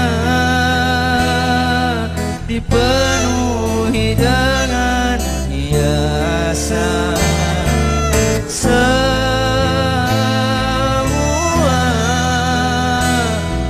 yang ada akan kembali kepada ilahi. Ziarah kubur bukan untuk minta-minta sama yang mbah, minta mbah, mbah tolong aku mbah, bukan. Tujuan ziarah kubur adalah salah satunya mengingat mati, bahwa kelak kita akan menyusul mereka, bahwa kelak kita juga akan berada di dalam kubur tersebut. Kemudian yang ketiga apa? Cara supaya kita bisa mengingat mati. Ingat, untuk meningkatkan ketakwaan bahwa di muka bumi ini bukan tempat asal kita. Tempat asal kita adalah di syurganya Allah Subhanahu wa taala, sebagaimana tempat nenek moyang kita Nabi Adam alaihissalam dan Siti Hawa. Makanya ada surat indah, saya selalu mengatakan ini surat favorit saya, ya ayuhan nafsul mutmainnah irji'i ila rabbiki radiyatan mardiyah fadkhuli fi ibadi wadkhuli jannati. Tahu Bu artinya, Bu? Wahai jiwa-jiwa yang tenang, kembalilah kepadaku dengan hati yang ridho dan diridhoi olehnya. Masuklah ke dalam golongan hamba-hambaku dan masuklah ke dalam syurgaku. Itu tempat abadi kita, itu tempat asal muasal kita. Dengan mengingat ketiga hal tadi, insya Allah mudah-mudahan kita menjadi sepandai-pandainya orang, yaitu orang yang senantiasa ingat akan mati. Masya Allah, amin, amin ya rabbal alamin. Nih jamaah yang di studio nih, sebelum yang di rumah nanti kita kasih kesempatan. Ayo yang di studio yang ada yang mau ditanyakan sama Ustazah dan juga Ustadz, boleh silakan angkat tangannya, ayo. Ayo silakan. Sebentar, mana? Oh ini dulu nih Ibu nih. Iya silakan Ibu, mohon izin. Duduk aja Ibu. Assalamualaikum warahmatullahi wabarakatuh. Waalaikumsalam warahmatullahi wabarakatuh. Ustazah, saya mau tanya, nama Ibu Agus Salim dari Jepara. Begini Ustazah, suami saya saat ini kan sedang sakit-sakitan. Apabila beliau sakit pasti bukannya berdoa tapi mesti pesan-pesan sesuatu, antara lain tentang keduniawian, yaitu rumah yang sudah kita punyai, kendaraan dan lain-lain jangan dijual dulu. Nah kadang kalau beliau itu merasa mengeluh seperti itu, merasa berpesan seperti itu, saya kadang merasa jengkel dan sebel. Nah pertanyaan saya, apakah sikap saya itu berdosa dengan mempunyai sifat seperti itu? Iya. Yang kedua, tadi Ustazah mengatakan bahwa salah satu cara mempersiapkan kematian adalah saat menjelang tidur kita berwudu. Nah, kita dalam keadaan suci ataupun mens, apakah dibolehkan untuk berwudu? Terima Iya. kasih. Assalamualaikum warahmatullahi wabarakatuh. Waalaikumsalam warahmatullahi wabarakatuh. Ada dua pertanyaan. Yang pertama tadi suaminya itu kalau sakit selalu pesen-pesen, Bu, tanah tetangga tuh sebelah tuh jangan dijual karena bukan tanah kita, Bu. Jadi ibu itu suka kesel. Yang pertama itu, silakan dijawab dulu yang pertama Ustadz dan Ustazah. Silakan Ustazah dulu. وَمَا الْحَيَاةُ الدُّنْيَا إِلَّا مَتَاعُ الْغُرُورِ. Sesungguhnya kehidupan di dunia itu hanyalah menipu. Mana mungkin orang sudah mau mati masih mengingat tanah, masih mengingat rumah, padahal sakaratul maut sudah di depan mata. Ya, diingatkan saja Bu ya untuk suaminya. Nah, terus Ustazah Dan langsung satu lanjutkan. lagi, orang yang sakit itu adalah orang yang perlu kita bantu. Betul, Bu. Karena sebenarnya udah raganya sakit, jiwanya juga sakit, Bu, drop. Jadi semangatnya itu drop. Makanya orang-orang sekitar ini yang menjadi penguatnya. Jadi kalau ibu tanya apakah saya berdosa, kalau saya jangkel, jawabannya adalah dosa. Tuh, 2, 3. Dosa. Ibu, coba ibu yang sakit. Pasti kalau ibu sakit juga ibu akan mengeluh. Tapi kalau sakit boleh ngeluh loh. Boleh mengeluh. Jadi Boleh ngeluh. Rasulullah, demam, aku lagi demam nih, boleh. Jadi yang sabar-sabar ibu. Yang ya, kedua gitu. langsung singkat aja Ustazah. Oke, apakah dalam keadaan haid itu boleh juga berwudu? Gak apa-apa, wudu aja. Boleh Gitu, Ibu, wudu silakan. aja, nggak apa-apa. Sebentar Ustazah Oki, Ustadz dan juga jamaah yang ada di studio, saya udah terhubung langsung dengan Pak Ustadz nih menanyakan Iya. kabar yang ada di Makassar. Assalamualaikum Pak Ustadz. Pak Ustadz, Assalamualaikum. Waalaikumsalam warahmatullahi wabarakatuh. Pak Ustadz. Pak Ustadz, gimana kabarnya? Di sana acara selesai semua? Alhamdulillah, syukur. Acara Guruta gimana Pak Ustadz? Alhamdulillah sukses. Sukses ya. Alhamdulillah. Nah ini persiapan buat acara 40 harinya Umi, bagaimana pengajian Pak Ustadz? Insya Allah pagi ini selesai nonton Islam Indah, saya menuju ke kubur Umi. Ya. Wah Pak Ustadz nonton. Oh jadi Ustadz Ya, sekarang mau habis ini saya langsung ke kubur Umi sama Guru Tak. Ya ini kan kebetulan nih karena Pak Ustadz nih keluarganya lagi banyak umroh, jadi mau tidak mau Pak Ustadz ini ngurus semuanya sendiri. Subhanallah luar biasa nih Pak Ustadz nih. Tapi persiapan udah aman Pak Ustadz ya? Aman. Alhamdulillah. Pak Ustadz boleh sedikit ini nggak Pak Ustadz? Biasalah karena namanya juga kita kan di sini kan menunggu cerita-cerita dari Pak Ustadz nih tentang acara di semalam. Alhamdulillah Rabbil Alamin. Semalam setelah acara Gurta, artinya kita mulai maghribnya. Ya. Setelah salat maghrib, kami langsung melaksanakan yakni di masjid, tepatnya di pesantren, yakni pelaksanaan baca yasin, kemudian baca tahlil. Kemudian alhamdulillah dihadiri ribuan santri termasuk alumni, bahkan alhamdulillah ulama-ulama besar di Makassar juga ikut membawakan tausiah. Kebetulan saya juga diberi kesempatan untuk memberikan sambutan dan saya sampaikan bahwa sebenarnya karena acara ini adalah acara pesantren sekaligus awal 2 tahun Gurta dirangkaikan dengan Isra Mi'raj. Alhamdulillah sedih rasanya karena 2 tahun telah berpulang ke rahmatullah guru yang kami cintai, pendiri Pondok Pesantren An-Nahda Ujung Pandang. Ini jadi pembelajaran besar buat kami semua murid-murid melanjutkan ajaran Islam, dakwah, bahkan untuk dalam artian bukan aja mengajarkan tapi mendidik anak-anak untuk pelaksanaan syiar Islam, bukan hanya syiar Islam tapi bagaimana membina masyarakat menjadi baik. Masya Allah. Pak Ustadz bisa cerita sedikit tentang persiapan untuk acara haulnya Umi 40 harinya Umi Pak Ustadz? Persiapan Umi juga sama dengan Gurta.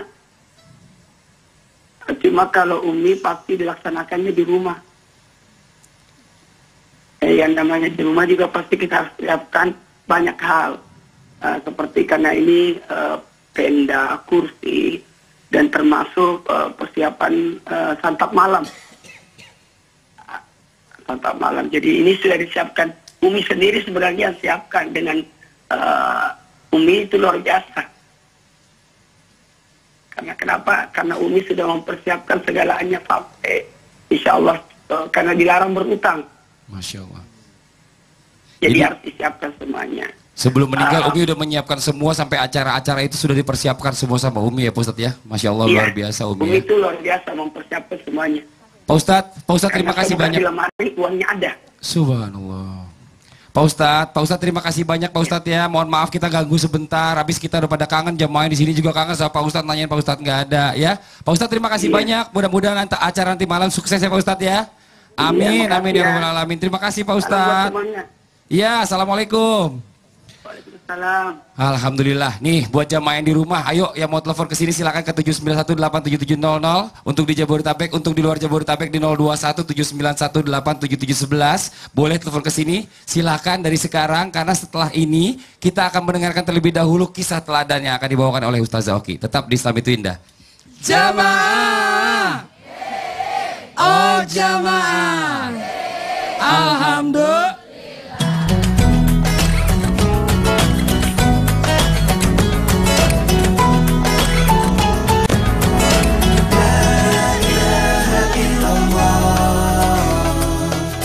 Hari ini kita akan sama-sama mendengar kisah kematian orang-orang yang dicintai oleh Allah dan orang-orang yang dibenci oleh Allah Subhanahu wa taala. Kisah kematian orang yang sangat dicintai Allah. Kita akan membahas mengenai kematian Nabi Ibrahim alaihi salam. Nabi Ibrahim alaihi salam ketika malaikat maut hendak mengambil nyawanya, mencabut nyawanya, Nabi Ibrahim alaihi salam berkata, "Wahai malaikat, adakah kekasih yang tega menyabut nyawa kekasihnya?" Kemudian apa yang dijawab oleh malaikat pencabut nyawa, karena ia tahu bahwa Nabi Ibrahim alaihissalam adalah kekasih Allah. Malaikat pencabut nyawa mengatakan, "Wahai Nabi Allah, adakah kekasih yang tidak rindu dengan perjumpaan pada kekasihnya?" Maka Nabi Ibrahim alaihissalam mengatakan, "Kalau begitu cepatlah cabut nyawaku, karena aku sudah rindu ingin bertemu dengan Allah Subhanahu wa ta'ala." Begitu pula yang terjadi dengan kematian atau wafatnya Nabi Muhammad Sallallahu Alaihi Wasallam. Detik-detik menjelang kematiannya, Rasulullah Sallallahu Alaihi Wasallam sudah mewasiatkan dua hal, Al-Quran dan hadis.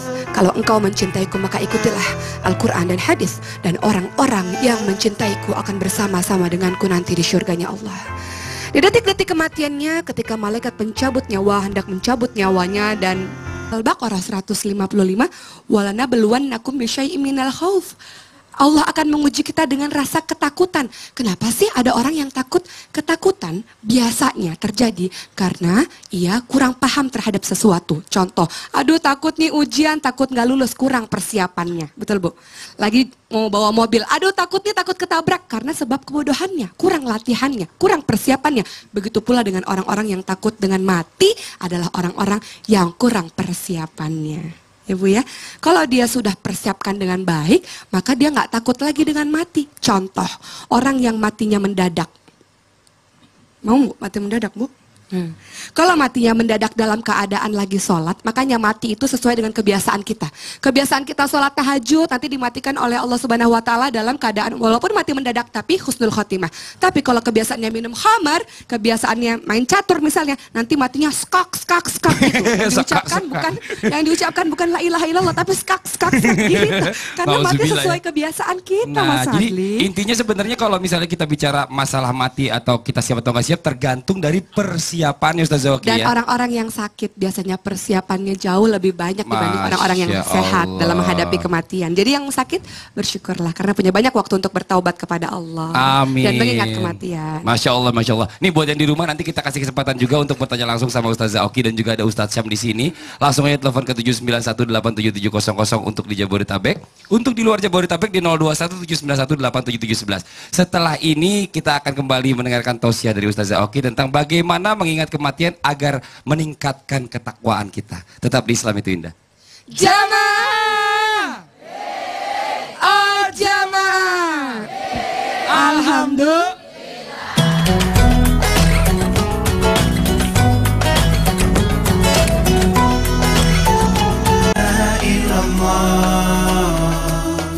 Kembali lagi di Islam itu Indah, masih di tema kita hari ini adalah pengen mati tapi takut. Sebelum kita lanjutkan tausiah dari Ustazah Oki dan juga ada Ustadz Syam di sini, saya mau ngajak jamaah yang di rumah untuk jalan-jalan sebentar ke Tapanuli Tengah. Seru banget sih, seneng banget ya. jalan-jalan terus. Alhamdulillah Ustazah Oki, Ustadz Syam, Islam itu Indah Masya selalu Allah. diundang di daerah-daerah. Sana ada tausiah juga. Ada tausiah Masya juga Allah. karena kan kalau misalnya mengundang nanti ke sini semua kan mahal ongkosnya. Jadi kita yang mengunjungi. Kita yang mengunjungi ke sana. Iya. Masya Allah, mudah-mudahan nanti seluruh Indonesia kebagiannya ibu-ibu ya. Amin, insya Allah. Amin. Nih, kalau gitu langsung aja kita ajak ke Tapanuli Tengah. Ini liputannya.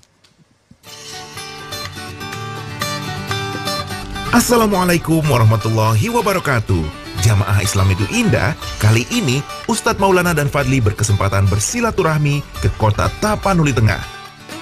Kota yang dijuluki negeri sejuta pesona ini tidak hanya menyuguhkan keindahan alamnya saja, akan tetapi kota ini juga sangat mengangkat sejarah dalam penyebaran agama.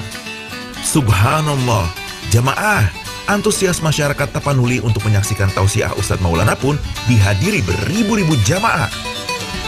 Jamaah, yang namanya dosa kadang manusia menyepelekan dosa. Kenapa? Karena manusia itu mudah melakukannya karena ada dasar yang namanya kehilapan.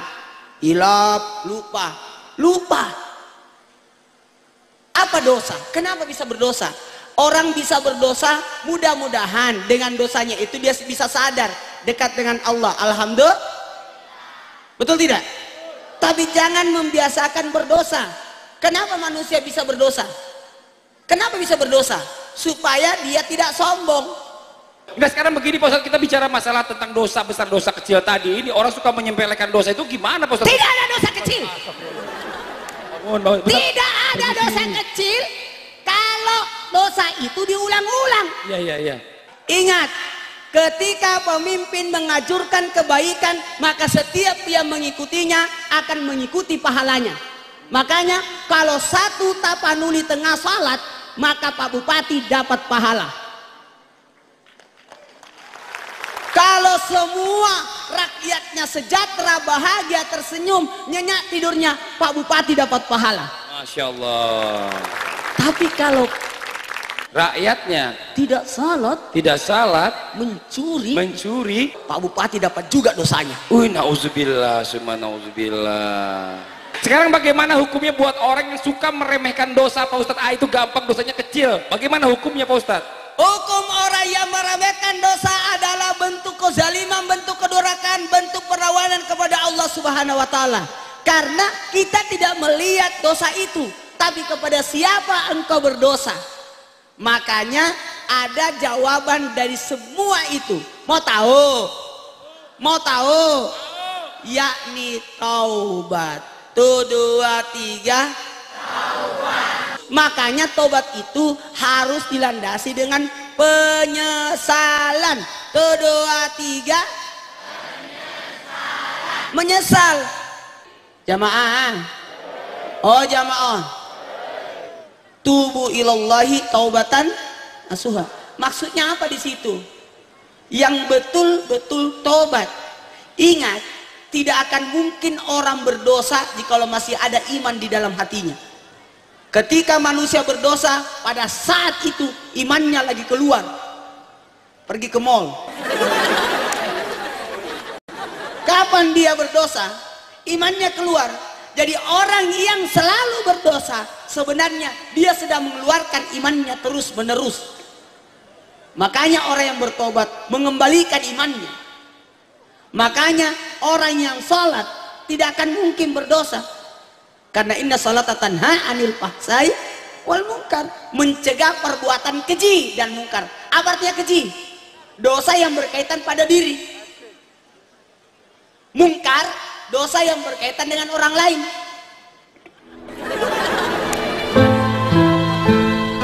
Jamaah, ada ilmu lagi nih yang akan disampaikan Ustadz. Ustadz mau menjelaskan fadilah berwudu. Kita simak yuk. Kalau orang berwudu sudah jatuh dosa-dosanya, digulung dulu. Auzubillahiminasyaitonirrajim. Bismillahirrahmanirrahim. Ya Allah, mudah-mudahan saya meminum airnya sungai Al-Kausar. Ya Allah, mudah-mudahan saya mencium baunya surga. Disinilah kita berniat nawaitul wudu'ah. Kemudian tangan kanan, ya Allah, mudah-mudahan tangan kananku yang menerima buku amalanku. Amin. Ya Allah, mudah-mudahan bukan tangan kiriku yang menerima buku amalanku. Ya Allah, jadikanlah kulit dan rambutku diharamkan apinya neraka. Amin. Ya Allah, jadikanlah telingaku mendengarkan perintahmu dan melaksanakannya. Ya Allah, mudahkanlah kakiku berjalan di titian siratal mustaqim. Ya Allah, mudahkanlah kakiku berjalan di titian siratal mustaqim. Gitu. Jadi itu sudah terhapus dosa-dosa. Imam Syafi'i menganjurkan jangan dilap air wudunya. Jangan ambil kain baru dilap. Kebetulan ada keringat ini. Betul. Jangan dilap. Kenapa? Itu makruh. Betul. Biarkan air itu berjatuhan ikut dosa-dosamu. Nih, yang perlu digarisbawahi tadi saya bilang juga di bawah, kita jangan pernah menganggap dosa-dosa kecil itu dosa yang gampang. Karena kita menggampangkan akhirnya jadi kebiasaan, itu yang akhirnya jadi membuat kita gampang melakukan dosa. Yang kedua adalah jangan melakukan juga dosa kepada orang tanpa minta maaf. Tidak boleh kan diampuni. Kata Allah, ya Allah, ampuni dosaku, saya ambil tanahnya 1 meter. Kata Allah, kau tidak ambil, bukan saya kau belum. Kembalikan dulu, kau minta maaf. Masya Allah. Itu hati-hati loh. Nah, Pak Ustadz, sekarang kalau kita ambil hikmah dari pertemuan kita hari ini apa Pak Ustadz? Mohon izin. Jamaah. Ketika manusia berdosa, maka sebenarnya dia sudah merusak dirinya. Ibarat orang yang memasang paku di dinding, kemudian dia cabut lagi, dia pasang lagi, salah ini, cabut lagi, pasang lagi, cabut lagi, pasang lagi, amanlah. Kemudian dia berkata, saya tambal itu semua lubang-lubang bekas paku. Lihatlah hasilnya, lubang itu kelihatan kentaranya. Maka hati-hati. Dosa kecil ibarat debu, harusnya setiap hari dilap. Makanya Nabi istighfarnya 100 kali setiap hari.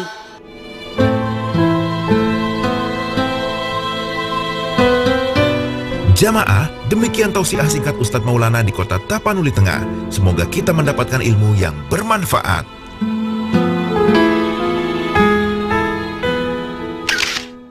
Terima kasih banyak buat masyarakat Tapanuli Tengah yang udah hadir. Salam dari saya karena saya nggak sempat datang ke sana. Masya Allah. Coba tadi lihat kan jamaahnya puluhan ribu Ustazah. Itu berapa orang itu kalau ngelihat lautan manusia tuh ya Allah. Banget, Masya Allah, dan animo masyarakat itu mulai dari awal sampai akhir kita pulang nggak ada yang bergerak sedikit pun. Masya Allah, dan khusyuk mendengar ceramah itu, Masya Allah. Mendengarkan semuanya, subhanallah, luar biasa. Tapi kita dan tadi bisa ikut semua ya. Hah? Kematian turut. Gitu ya? Tadi bukan cuma yang di sana, di sini juga ikut. Coba gimana Bu? 1, 2, 3, kematian tuh ikutan. Yang di sana pada ngomong, sini juga ikutan, seru ya jadinya ya. Seru, salah satu yang membuat seru karena Ustadz Maulana membawakannya betul. mengasyikkan. Nah, tadi kita juga ngebahas masalah sedikit tentang berbuat dosa dan menyepelekan dosa. Kalau menurut Ustaz Oki, ya, apa yang menyebabkan seperti itu? Banyak orang mengatakan, ini dosa kecil, ntar juga istighfar langsung diampuni. Tapi tidak ada dosa kecil kalau dilakukan terus-menerus. Dan tidak ada dosa besar kecuali dengan istighfar. Jadi kalau ada dosa besar atau dosa kecil tetap istighfar, bersegera untuk minta ampun pada Allah. Banyak orang-orang mengatakan, nanti aku mau tobatnya ntar aja deh, dosanya dirapel dulu. Kan hari ini buat dosa, besok tobat, terus dosa lagi, ntar aja deh, rapel aja, ntar ujung-ujungnya aja. Hei, hati-hati, sesungguhnya ketika kita menunda untuk bertobat, itulah dosa lagi. Nauzubillah. Gitu. Siapa punya jaminan kalau besok kita masih hidup? Kegeeran deh ya. Nauzubillah ya Ustaz. Jadi dua hal yang disepelekan dari iblis untuk menyepelekan 2 hal. Yang pertama adalah dosa kecil, yang kedua adalah amalan kecil. Nggak usah amalan itu kan amalan biasa. Lakukan aja kan dosa kecil gitu. Jadi 2 yang harus yang disepelekan menurut iblis. Diwaspadai juga ya buat kita nih ya. Dan sebaliknya kebaikan sebiji zarah kan kita akan dibalas oleh Allah. Fama ya'mal mithqala dzarratin khairan yarah. Masya Allah. Ini sekarang kita ngobrol-ngobrol lagi ya sama Ayah sebentar. Ya. Nih, kalau Ayah, tadi kan kita udah tanya, udah siap mati atau belum? Jawabannya Sebenarnya sih udah siap, tapi tetap ya. Intinya masih belum sih. Intinya masih Kalau belum aku ya sebenarnya. berpikir gini, sebenarnya sih buat aku kematian itu jadi motivasi aku untuk berbuat lebih baik. Karena kan Masya Rasulullah Allah, ya. juga mengingat mati itu katanya 20 kali dalam sehari. Begitu kita mengingat mati, kita langsung takut gitu untuk melakukan dosa-dosa baik yang kecil maupun yang besar. Jadi memotivasi buat aku gitu. Kalau masalah nantinya aku siap apa nggak siap, paling nggak dari sekarang aku pupuk seperti itu. Seperti kata Ustazah tadi kan, kita harus ya pokoknya jangan ada nganggap nanti bisa dirapel dosa. Enak aja kan. Sebaik mungkin kita harus bisa bertobat terus menerus tiap hari istighfar terus menerus karena ya itu kalau kita nginget mati kita pasti takut untuk melakukan dosa. Sekarang gini, kalau kasih pilihan, Iya. kalau buat ayah pilih mana? Ayah duluan yang meninggal, apa suami duluan yang meninggal? Aku siapa aja, insya Allah pasti. Harus sudah milih siapa duluan? siapa aja. Kalau saya duluan pasti itu yang terbaik. Seandainya disuruh memilih, ayah mau pilih mana? Suami duluan yang meninggal? Saya aja deh. Pasti itu ketetapan yang terbaik dari Allah. Apapun yang terjadi, takdir itu pasti ketetapan yang terbaik dari Allah buat saya. Oh gitu. Ntar kalau suaminya ntar ngurusin anak-anaknya gimana? Pasti itu ketetapan yang terbaik. Pasti Allah kasih jalan yang terbaik untuk Biasanya semuanya. kalau bisa suami nggak bisa ngurusin anak, dia akan cari mama baru loh. Gak apa-apa juga. Yang penting yang terbaik. Iya, yang penting terbaik ya. Iya, betul. Alhamdulillah ini luar biasa nih. Emang kalau ngomong sama orang yang udah pakai hijab, itu agak beda Ustaz Oki. Dia itu udah lebih siap gitu dengan segala pertanyaan-pertanyaan ya, alhamdulillah ya. Insya Allah, karena biasanya insya Allah ya, ketika berhijab pada akhirnya berpikir untuk berarti aku harus belajar. Masya Allah, Motivasi amin. untuk belajar Amin, agama amin. Allah. Ya Allah, ini jamaah yang di rumah nanti kita kasih kesempatan. Jangan lupa ayo telepon dari sekarang ke 791877700 untuk di Jabodetabek. Untuk di luar Jabodetabek di 0217918711. Setelah ini kita akan kembali lagi, makanya jangan kemana-mana, tetap di Islam itu Indah. Jamaah. Oh jamaah. Alhamdulillah.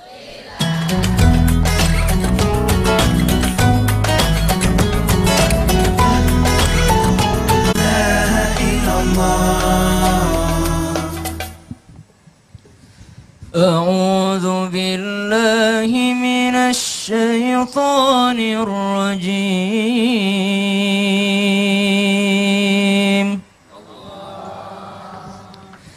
بسم الله الرحمن الرحيم كل نفس ذائقة الموت وإنما توفون أجوركم يوم القيامة فمن زحزح عن النار وأدخل الجنة فقد فاز وما الحياة الدنيا إلا متاع الغرور صدق الله العظيم. Subhanallah, kalau kita dengar ayat suci Al-Quran itu benar-benar hati kita kayaknya gitu ya. Bergetar, itulah ciri orang Bergetar ya. beriman. Masya Allah. Itu kalau boleh sedikit dijelaskan nih arti dari ayat yang tadi dibacakan. Ada sesuatu yang menarik yang dijelaskan Allah pada ayat ini. Kullu nafsin dha'iqatul maut. Setiap yang bernyawa pasti akan merasakan kematian. Allah tidak mengatakan setiap yang bernyawa pasti mati. Tapi Allah mengatakan setiap yang bernyawa pasti merasakan. 1, 2, 3. Merasakan. Maaf Ustadz. Ya, pasti merasakan kematian. Ini artinya bahwa mati itu ada rasanya. Mati ada rasanya.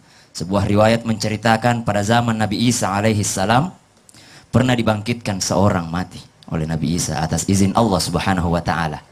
Setelah dibangkitkan, bertanyalah orang mati ini, "Wahai manusia, apa yang kalian inginkan dariku sehingga kalian membangkitkan aku dari kematianku?" Lalu Nabi Isa bertanya kepada orang mati itu, "Kami hanya ingin tahu bagaimana rasanya sakaratul maut. Bagaimana rasanya kematian itu?" Lalu sang mayat tadi bertanya, tahun berapa sekarang? Tahun sekian, menurut orang-orang itu. Lalu kata si mayat, sudah kurang lebih 300 tahun berarti saya meninggal dunia. Berarti sudah lebih 300 tahun saya merasakan sakaratul maut. Dan rasanya kematian itu masih terasa sampai sekarang.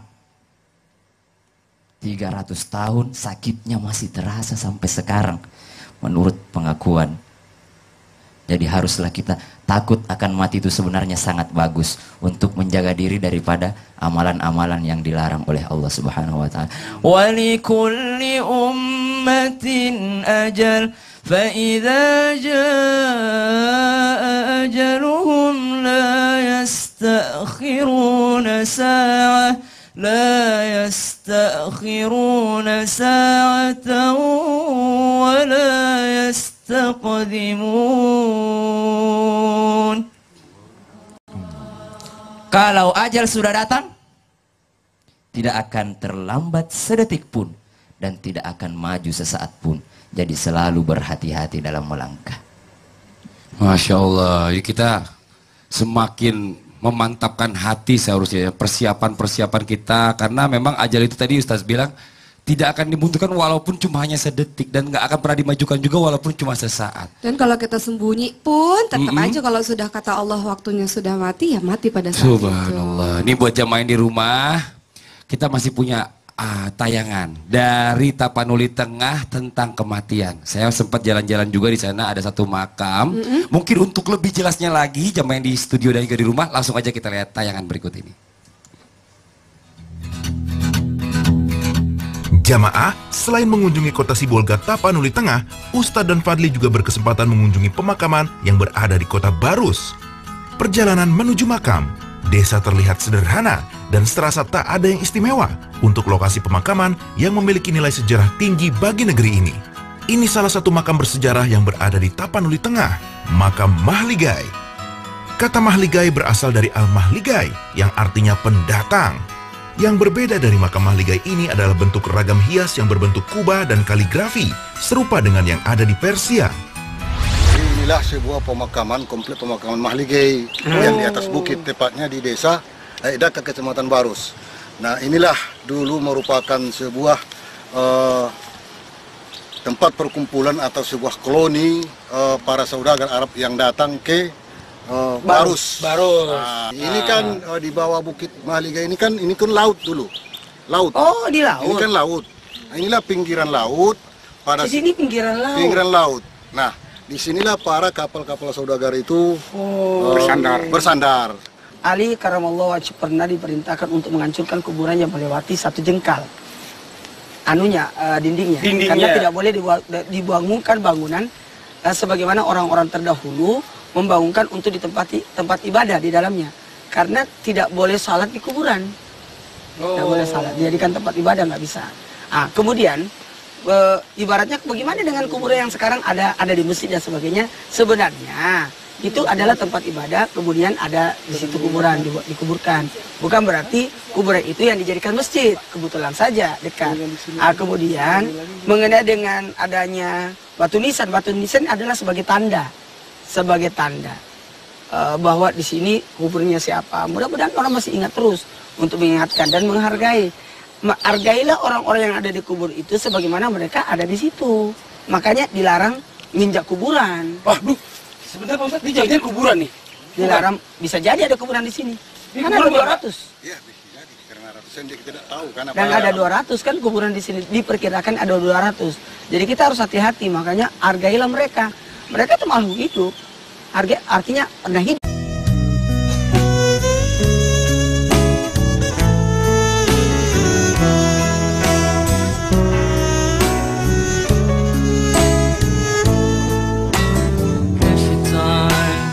Close my eyes, I see in front of me. I still can hear your voice calling out my name. I remember all the stories you told me. I miss the time you were around. I miss the time you were around. But I'm so grateful for every moment.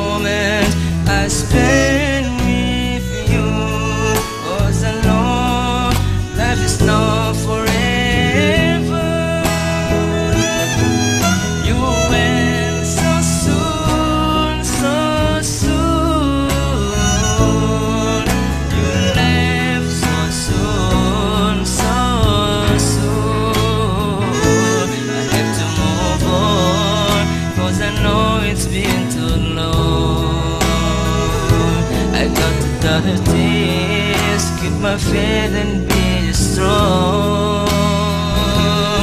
I try to make it all, keep my faith and be strong.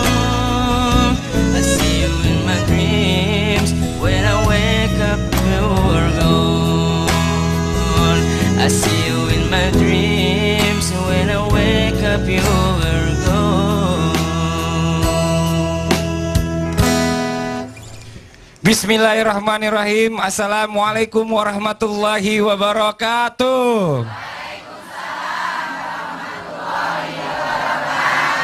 Jamaah, oh jamaah, Alhamdulillahirrabbilalamin. Assalatu wassalamu ala asrafil anbiya wa mursalin wa ala alihi wa sahbihi ajmain amma ba'du. Alhamdulillah hari ini kita ketemu lagi di Islam Itu Indah. Senang banget. Sebelumnya saya mau tanya dulu nih, hari ini ibu-ibu dari mana ini Bu? Dari Jepara, semuanya dari Jepara. Ada yang dari Tangerang. Jepara bapak-bapak dari mana nih Pak? Dari Jepara. Waduh, Jepara itu terkenal dengan ukirannya. Iya, dari Jepara kan jauh, naik apa Pak ke Jepara Pak? Ke Jepara Ya, ke sini. kesini, Dari Jepara ke Ustazah. sini naik apa Pak? Iya. Naik bis berapa jam? Naik bis pariwisata. Berapa jam? Berangkat jam? Jam 5 pagi berangkatnya kemarin. Allahu Akbar. Berapa jam tuh Bu totalnya? 12 jam. 12 jam sampai Allahu sekarang Akbar, live ini, Masya Allah, alhamdulillah. Masya Allah. Nah, sekarang hari ini kita sudah kedatangan bintang tamu juga Ustazah Oki. Bintang Iya. tamunya ini pemain sinetron, tapi udah pakai hijab. Sudah berhijrah. Sudah berhijrah. Nih sebelah kiri saya nih. Assalamualaikum Soraya. Waalaikumsalam warahmatullahi wabarakatuh. Soraya Larasati, tepuk tangan dong Bu. Apa kabar ibu-ibu? Alhamdulillah ya. Nih, saya mau ngobrol-ngobrol juga sama ibu-ibu nih sebelum nanti kita ngobrol-ngobrol banyak sama Soraya Larasati. Bu, Ibu sadar nggak Bu, zaman dulu waktu kita kecil, waktu kita muda suka ngomong yang enggak-enggak. Suka ngomong yang enggak-enggak gini Ustazah Oki kalau misalnya sih, emang? ada orang ngomong sama kita, gitu. kamu ngambil handphone saya ya? Enggak gitu kan. Terus? Aku nggak ngambil handphone kamu. Sumpah biar sambar geledek tetangga saya gitu. Waduh. Jangan saya juga ya kan. Bener nggak? Iya, Kadang-kadang kalau anak-anak muda gitu. di rumah nih, anak-anak nih kalau main sumpah-sumpahan. Nanti ketabrak truk lah, ketabrak bajai. Jangan gitu, serem deh. Ya, pengen mati tapi sebenarnya pasti kalau disuruh mati, ada yang mau mati nggak Bu hari ini? Nggak ada ya Bu ya? Katanya kan mati itu kan bagus loh, langsung ketemu sama Allah ya. Untuk orang yang beriman. Untuk orang yang beriman. Mas Coba. Fadli gimana? Kan ini rindu pengen ketemu Allah. Rindu pengen ketemu Allah, tapi kalau jadi udah sekarang siap. Insya Allah kalau Siap. Insya Allah Siap, ya Allah, Masya Allah, Masya Allah. Tapi sebelum Insya saya Allahnya agak ragu gitu ya Insya Allah, kayaknya ya. Insya Allah saya siap, tapi sebelumnya Ustazah Oki dulu sama Ustazah dulu. Keringet dingin kayaknya dia. Ya. Kalau Ayah gimana ya? Kalau aku meninggal sih emang udah takdir dari Allah ya. Tapi kalau hati sih memang sih nggak ada yang siap manusia ya. Pokoknya aku berbuat sebaik mungkin deh. Insya Allah beribadah sebenar-benar setulus-tulusnya sama Allah. Mudah-mudahan sih pas dipanggil kita benar-benar siap gitu. Nah, kalau bisa sih pas meninggalnya kita dalam keadaan husnul khotimah. Itu yang paling penting Ibu ya. Karena Allah itu kan melihat nanti kan di akhirnya katanya Ustazah Oki, Pak Ustadz Maulana. Sebentar. Saya ngomongin Pak Ustadz Maulana, saya jadi baru ingat. Hari ini Pak Ustadz Maulana mohon maaf buat jamaah semua. Ya, jangan iya Bu. Jauh-jauh ada tugas Pak Ustadz Maulana. Semalam itu kebetulan ada acara 2 tahun meninggalnya Guru Tak. Guru Tak itu gurunya kita, gurunya Pak Ustadz Maulana. Gurunya Pak Ustadz Maulana udah 2 tahun meninggal, semalam ada haul. Nah kebetulan juga hari ini Ustadz Maulana juga mau ada acara itu 40 hari uminya yang meninggal kemarin. Masya Allah. Ya Bu ya, jelas ya Bu ya. Ibu cengeng. Satu saja Mas Fadli membicarakan mengenai tahlilan. Sebenarnya memang kalau di dalam Islam itu nggak ada tuh kan 7 harian 40 harian, tapi di dalamnya kan ada ceramah agama, ada ngaji gitu. Betul, Masya Allah. Jadi kalau misalnya kebaikan mah Insya Allah nggak ada masalah ya. Dan jangan lupa yang datang itu yang harus bawa makanan tuh yang datang, harusnya begitu. Iya kan acara yang ini kan lagi ada kesedihan. Iya, jadi kita yang datang yang bawa makanan. Jadi Ustazah kalau datang sana bawa makanan ya. Kita kasar ya. Yuk, hari ini kita bahas temanya adalah pengen mati tapi takut. Bener nggak Bu? Pelan-pelan, bener nggak Bu? Bener. Yang ngerasa nggak bener angkat tangan. nggak ada yang berani juga ya kan. Jadi sebenarnya semuanya itu gitu. Insya Allah siap. Coba sekarang Bu, enggak nanti aja. Ya kita masuk Ustaz Oki, langsung aja kita ke temanya kita hari ini adalah tetap di pengen mati tapi takut. Tapi kenapa manusia suka menantang kematian padahal sebenarnya takut mati Ustaz Oki? Gimana baiknya, silakan. Hati-hati dalam berucap. Nah tadi kata Mas Fadli contohnya, beneran aku nggak bohong, kalau aku bohong mati disambar geledek. Ntar geledek beneran gimana? Ya, beneran aku nggak bohong, sumpah. Kalau misalnya aku bohong, ntar apa Mas Fadli? Ketabrak kereta gitu. Jangan. Misalnya ya, apa? Ketabrak sepeda aja. Ketabrak sepeda. Hati-hati dalam berucap. Kullu kalam doa. Setiap perkataan adalah doa. Dan kita tidak pernah tahu kapan waktunya itu dijabah, itu didengar oleh Allah Subhanahu Wa Taala. Kapan malaikat mengamini doa-doa kita itu. Perkataan adalah doa. Hati-hati dalam berucap. Jadi kalau sumpah nggak usah pakai yang aneh-aneh. Sumpah pocong, sumpah ini, sumpah itu nggak usah. Nggak perlu yang hal-hal kayak gitu. Ya hati-hati ya Bu. Nanti kalau beneran nyesel sendiri. Sekarang pertanyaannya, ada nggak sih orang-orang yang kemudian menentang tentang kematian itu? Ada. Ya Allah kalau gitu matiin aja aku ya Allah. Ada nggak yang kayak gitu? Nih ada orang-orang yang sedang diuji oleh Allah dalam keadaan sakit. Ya Allah ini sakit banget, udah aku mati sekarang aja deh ya Allah. Ada Bu begitu Bu? Atau ibu-ibu lagi, atau bapak-bapak, kalau bapak sih enggak ya, biasanya sih ibu-ibu lagi bertengkar sama suaminya, aduh depresi berat gitu. Atau misalnya ada masalah apa depresi berat, aku nggak sanggup kalau nggak kamu yang mati, aku yang mati aja gitu ngomongnya. Tuh nauzubillah min zalik. Ya Allah sekarang aja aku mati, ya Allah aku udah gak tahan dengan beban dunia ini. Banyak ya Bu ya gitu ya. Itu namanya menentang kematian. Ibu yang ketawa nih berarti begitu ya Bu. Ya, itu namanya menantang Allah. Belum waktunya tapi kemudian dia tantang. Hati-hati dengan yang begitu. Semoga terhindar dari sifat seperti itu. Gak boleh. Kalau belum waktunya jangan ditantang-tantang. Karena bisa saja umur yang panjang itu artinya Allah masih beri kesempatan untuk kita untuk menambah amal-amal kebaikan kita. Makanya nggak boleh berdoa ya Allah, aku mau mati sekarang aja ya Allah aku mau mati besok, nggak boleh. Malah nggak boleh berdoa begitu. Yang dianjurkan berdoanya ya adalah ya Allah panjangkanlah umurku kalau memang itu baik untukku dan perpendeklah umurku kalau memang itu juga baik untukku. Karena kita nggak tahu, kita pengen umur panjang, tapi kalau umur panjangnya buat maksiat untuk apa Bu? Malah tambah-tambah dosa. Kita pengen umur panjang yang barokah. Umur panjang yang barokah. Barokah itu apa? Menambah ketaatan kita kepada Allah Subhanahu Wa Taala. Kita umur pendek, tapi umur pendek barokah. Alhamdulillah. Pendek dosanya nggak banyak, tapi barokah mendapat ketaatan kepada Allah. Itu Masya Allah. Cita-cita kita kan seperti itu. Malah kita ini Muslim dianjurkan untuk cita-citanya mati syahid. Seandainya pun kita sudah berazam nih, bertekad.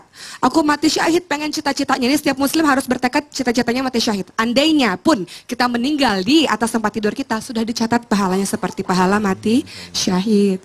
Jadi setiap Muslim, setiap mukmin harus punya cita-cita untuk mati syahid. Membicarakan mengenai kematian, itu adalah pemutus kelezatan dunia, ya Bu, pemutus kebahagiaan, betul nggak? Ya, untuk bagi orang-orang yang beriman, kematian adalah pintu pembuka awal kehidupan selanjutnya untuk bertemu dengan sang kekasihnya, Allah Subhanahu Wa Taala. Tapi bagi orang-orang yang durhaka pada Allah, kematian itu menjadi sesuatu yang mencelakakan dirinya, karena dia akan diazab nanti, belum ke neraka, sudah diazab di kuburnya. Kuburnya dipersempit, kuburnya digelapkan. Makanya kalau doa kan kita suka doa, ya Allah terangkanlah kubur, lebarkanlah kubur, lapangkanlah kubur gitu ya Bu. Karena di dalam kubur itu tulang belulang kita, bagi orang-orang yang durhaka pada Allah, tulang-tulang kita ini akan remuk. Kenapa? Karena kuburannya sempit. Takut untuk mati, sebenarnya boleh nggak sih? Fitrah nggak sih? Silakan saja, itu adalah fitrah. Kan Allah bilang, Allah berfirman dalam surat dalam artian kita menghargai mereka. Betul. Nah, kemudian dalam artian juga batu nisan itu, mohon maaf, jangan jadikan sembahan dan sebagainya. Masya Allah. Tadi bicara masalah tentang pengingat tanda kematian Pak Ustadz. Gini, kalau berbicara tentang kuburan itu sebagai untuk mengingat kematian. Betul. Karena dengan kita ziarah kubur, kita akan mengingat akan adanya alam setelah dunia ini. Alam-alam kubur, alam barza, alam penantian, alam menuju ke alam berikutnya lagi untuk pendekatan diri kepada Allah. Makanya di dalam kubur itu ada nikmat kubur, ada siksa kubur. Dengan adanya mengingat seperti itu, otomatis orang tidak akan melakukan kemaksiatan. Justru akan mengingat kepada Allah Subhanahu Wa Taala dengan banyak-banyak berziarah kubur. Sebelumnya gini Pak Ustadz, kita kasih hadiah dulu Pak Ustadz. Al-Fatihah mungkin apa doanya untuk para syuhada yang ada di sini. Syuhada di sini, yang jelas mereka bisa jadi lebih mulia ibadahnya. Amin, amin ya Allah, amin. Al-Fatihah. Nah jamaah, semoga kita senantiasa menjadi manusia yang selalu mengingat kematian. Jamaah, oh jamaah, alhamdulillah.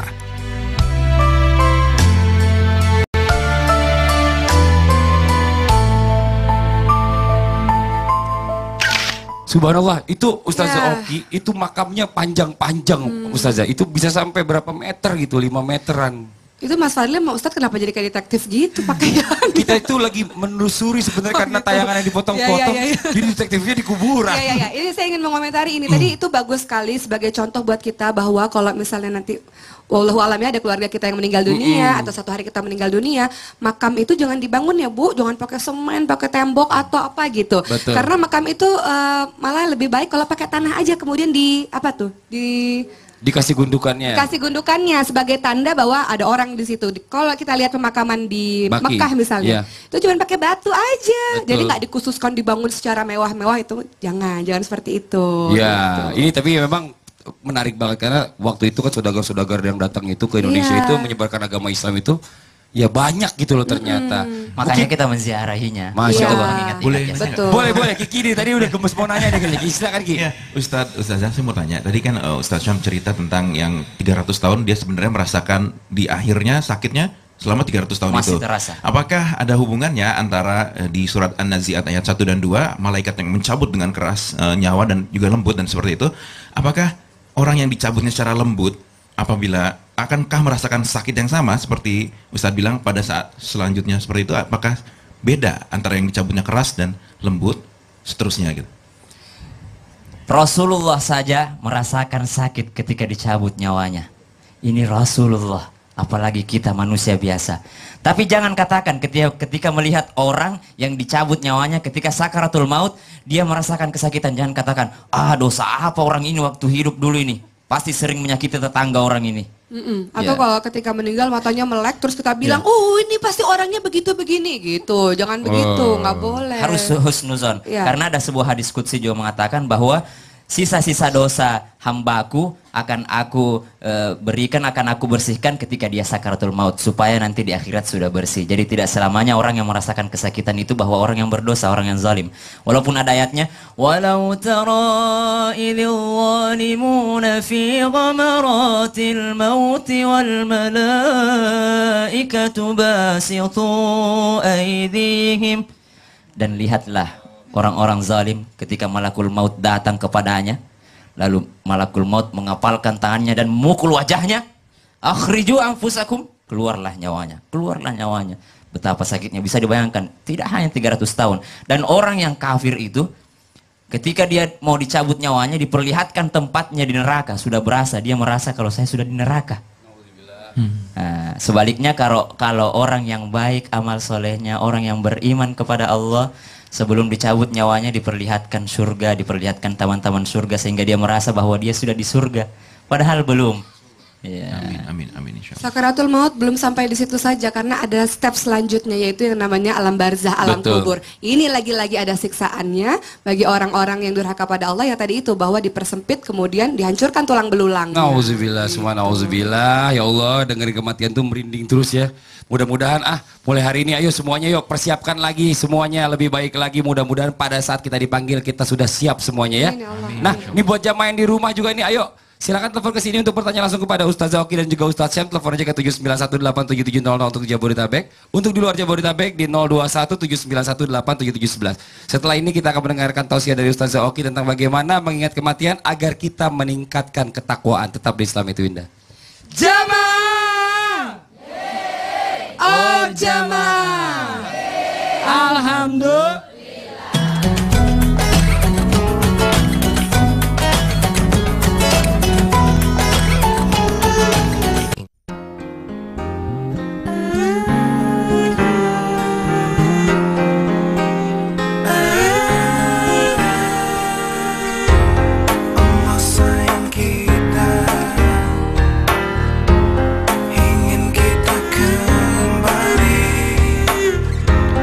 Kembali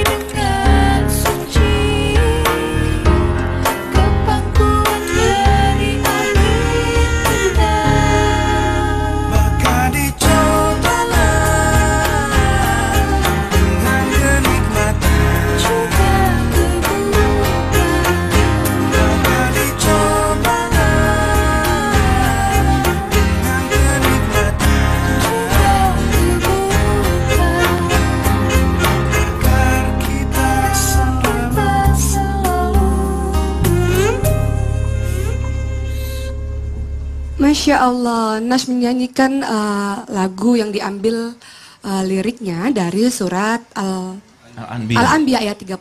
Kullu nafsin dha'iqatul maut wa nabluukum bisyarri wal khairi fitnah. Bahwa setiap manusia yang bernyawa pasti akan mati. Allah menguji kita dalam keadaan baik maupun dalam keadaan yang buruk. Jadi kalau dalam keadaan baik berarti itu ujian, kufur nikmat atau tidak. Pun dalam keadaan buruk tentu saja itu juga ujian, apakah kita mendekat dari Allah atau kita malah marah-marah sama Allah Subhanahu wa taala. Baik, membahas mengenai kematian. Bagaimana mengingat mati bisa meningkatkan ketakwaan kita. Saya tanya kepada ibu-ibu, bapak-bapak di sini, jemaah semua yang ada di rumah, pernah nggak mati? Pernah mati? Pernah merasakan mati? Masa? Yakin? Ibu, bapak pernah merasakan mati nggak? Mas Adli pernah? Tidur. Mas Adli pernah, betul. 2 juta rupiah buat saya. Betul. Di dalam surat Az-Zumar ayat 42 memang disebutkan seperti itu. Bahwa Allah Subhanahu wa taala itu menahan jiwa orang yang mati. Kemudian Allah Subhanahu wa taala menahan juga jiwa-jiwa orang yang tidur.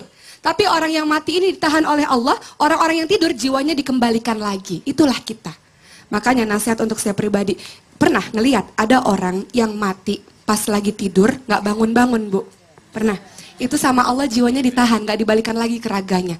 Makanya dianjurkan setiap sebelum tidur itu berwudu dalam keadaan suci. Kita nggak pernah tahu kapan kita dipanggil oleh Allah Subhanahu wa taala. Jadi itu salah satu cara untuk mempersiapkan tentang kematian. Kata Rasulullah SAW, orang yang paling cerdas adalah orang yang senantiasa ingat pada kematian dan mempersiapkan bekal untuk menghadapi kematian. Ingat tadi, kullu nafsin dha'iqatul maut. Setiap yang bernyawa pasti akan mati. Tidak peduli anak-anak, tidak peduli orang tua, sakit, sehat. Betapa banyak orang-orang sehat kemarin baru ngobrol sama kita, ternyata kita sudah dapat berita duka. Banyak ya, Bu ya? Banyak. Sekarang pertanyaannya, bagaimana cara mengingat mati supaya meningkatkan ketakwaan kita? Pertama adalah jangan memperpanjang angan-angan. Orang-orang yang angan-angannya panjang itu merasa bahwa hidupnya masih 1000 tahun lagi. Sehingga ia lalai, punya waktu luang, lalai. Dikasih nikmat sehat oleh Allah Subhanahu wa taala, lalai. Masa muda, lalai. Itu adalah orang-orang yang lalai. Panjang angan-angannya, dia nggak tahu, nggak pernah tahu. Nggak sadar bahwa siapa tahu bahwa Allah akan mencabut nyawanya. Ingat bahwa malaikat maut, Bu, Pak, setiap hari memandang wajah kita di depan hadapan kita itu 70 kali dalam waktu 24 jam. Makanya malaikat maut ini bilang, aku tuh heran sebenarnya sama manusia-manusia. Kok dia masih bisa sih tertawa terbahak-bahak, padahal setiap hari aku mendatanginya sebanyak 70 kali. Malaikat maut, kita aja yang gak bisa lihat, Bu. Kalau kita lihat kita takut kali, lari. Ya, malaikat maut heran pada orang-orang yang senantiasa tertawa terbahak-bahak. Itulah orang-orang yang panjang angan-angannya. Menjadikan kehidupan seperti senda gurau saja, permainan saja. Dia gak tahu kemana dia akan kembali. Dia nggak tahu bahwa di muka bumi ini dia hanya seorang musafir saja, maka bekalnya tidak cukup. Kedua, bagaimana cara mengingat mati untuk meningkatkan ketakwaan kita adalah banyak-banyaklah ziarah kubur, banyak-banyaklah datangi orang-orang yang sakit, supaya kita tahu, oh begini rasa orang yang sakit. Ketika kita lihat ada orang sakratul maut, itu sangat membekas sekali, Bu, benar nggak?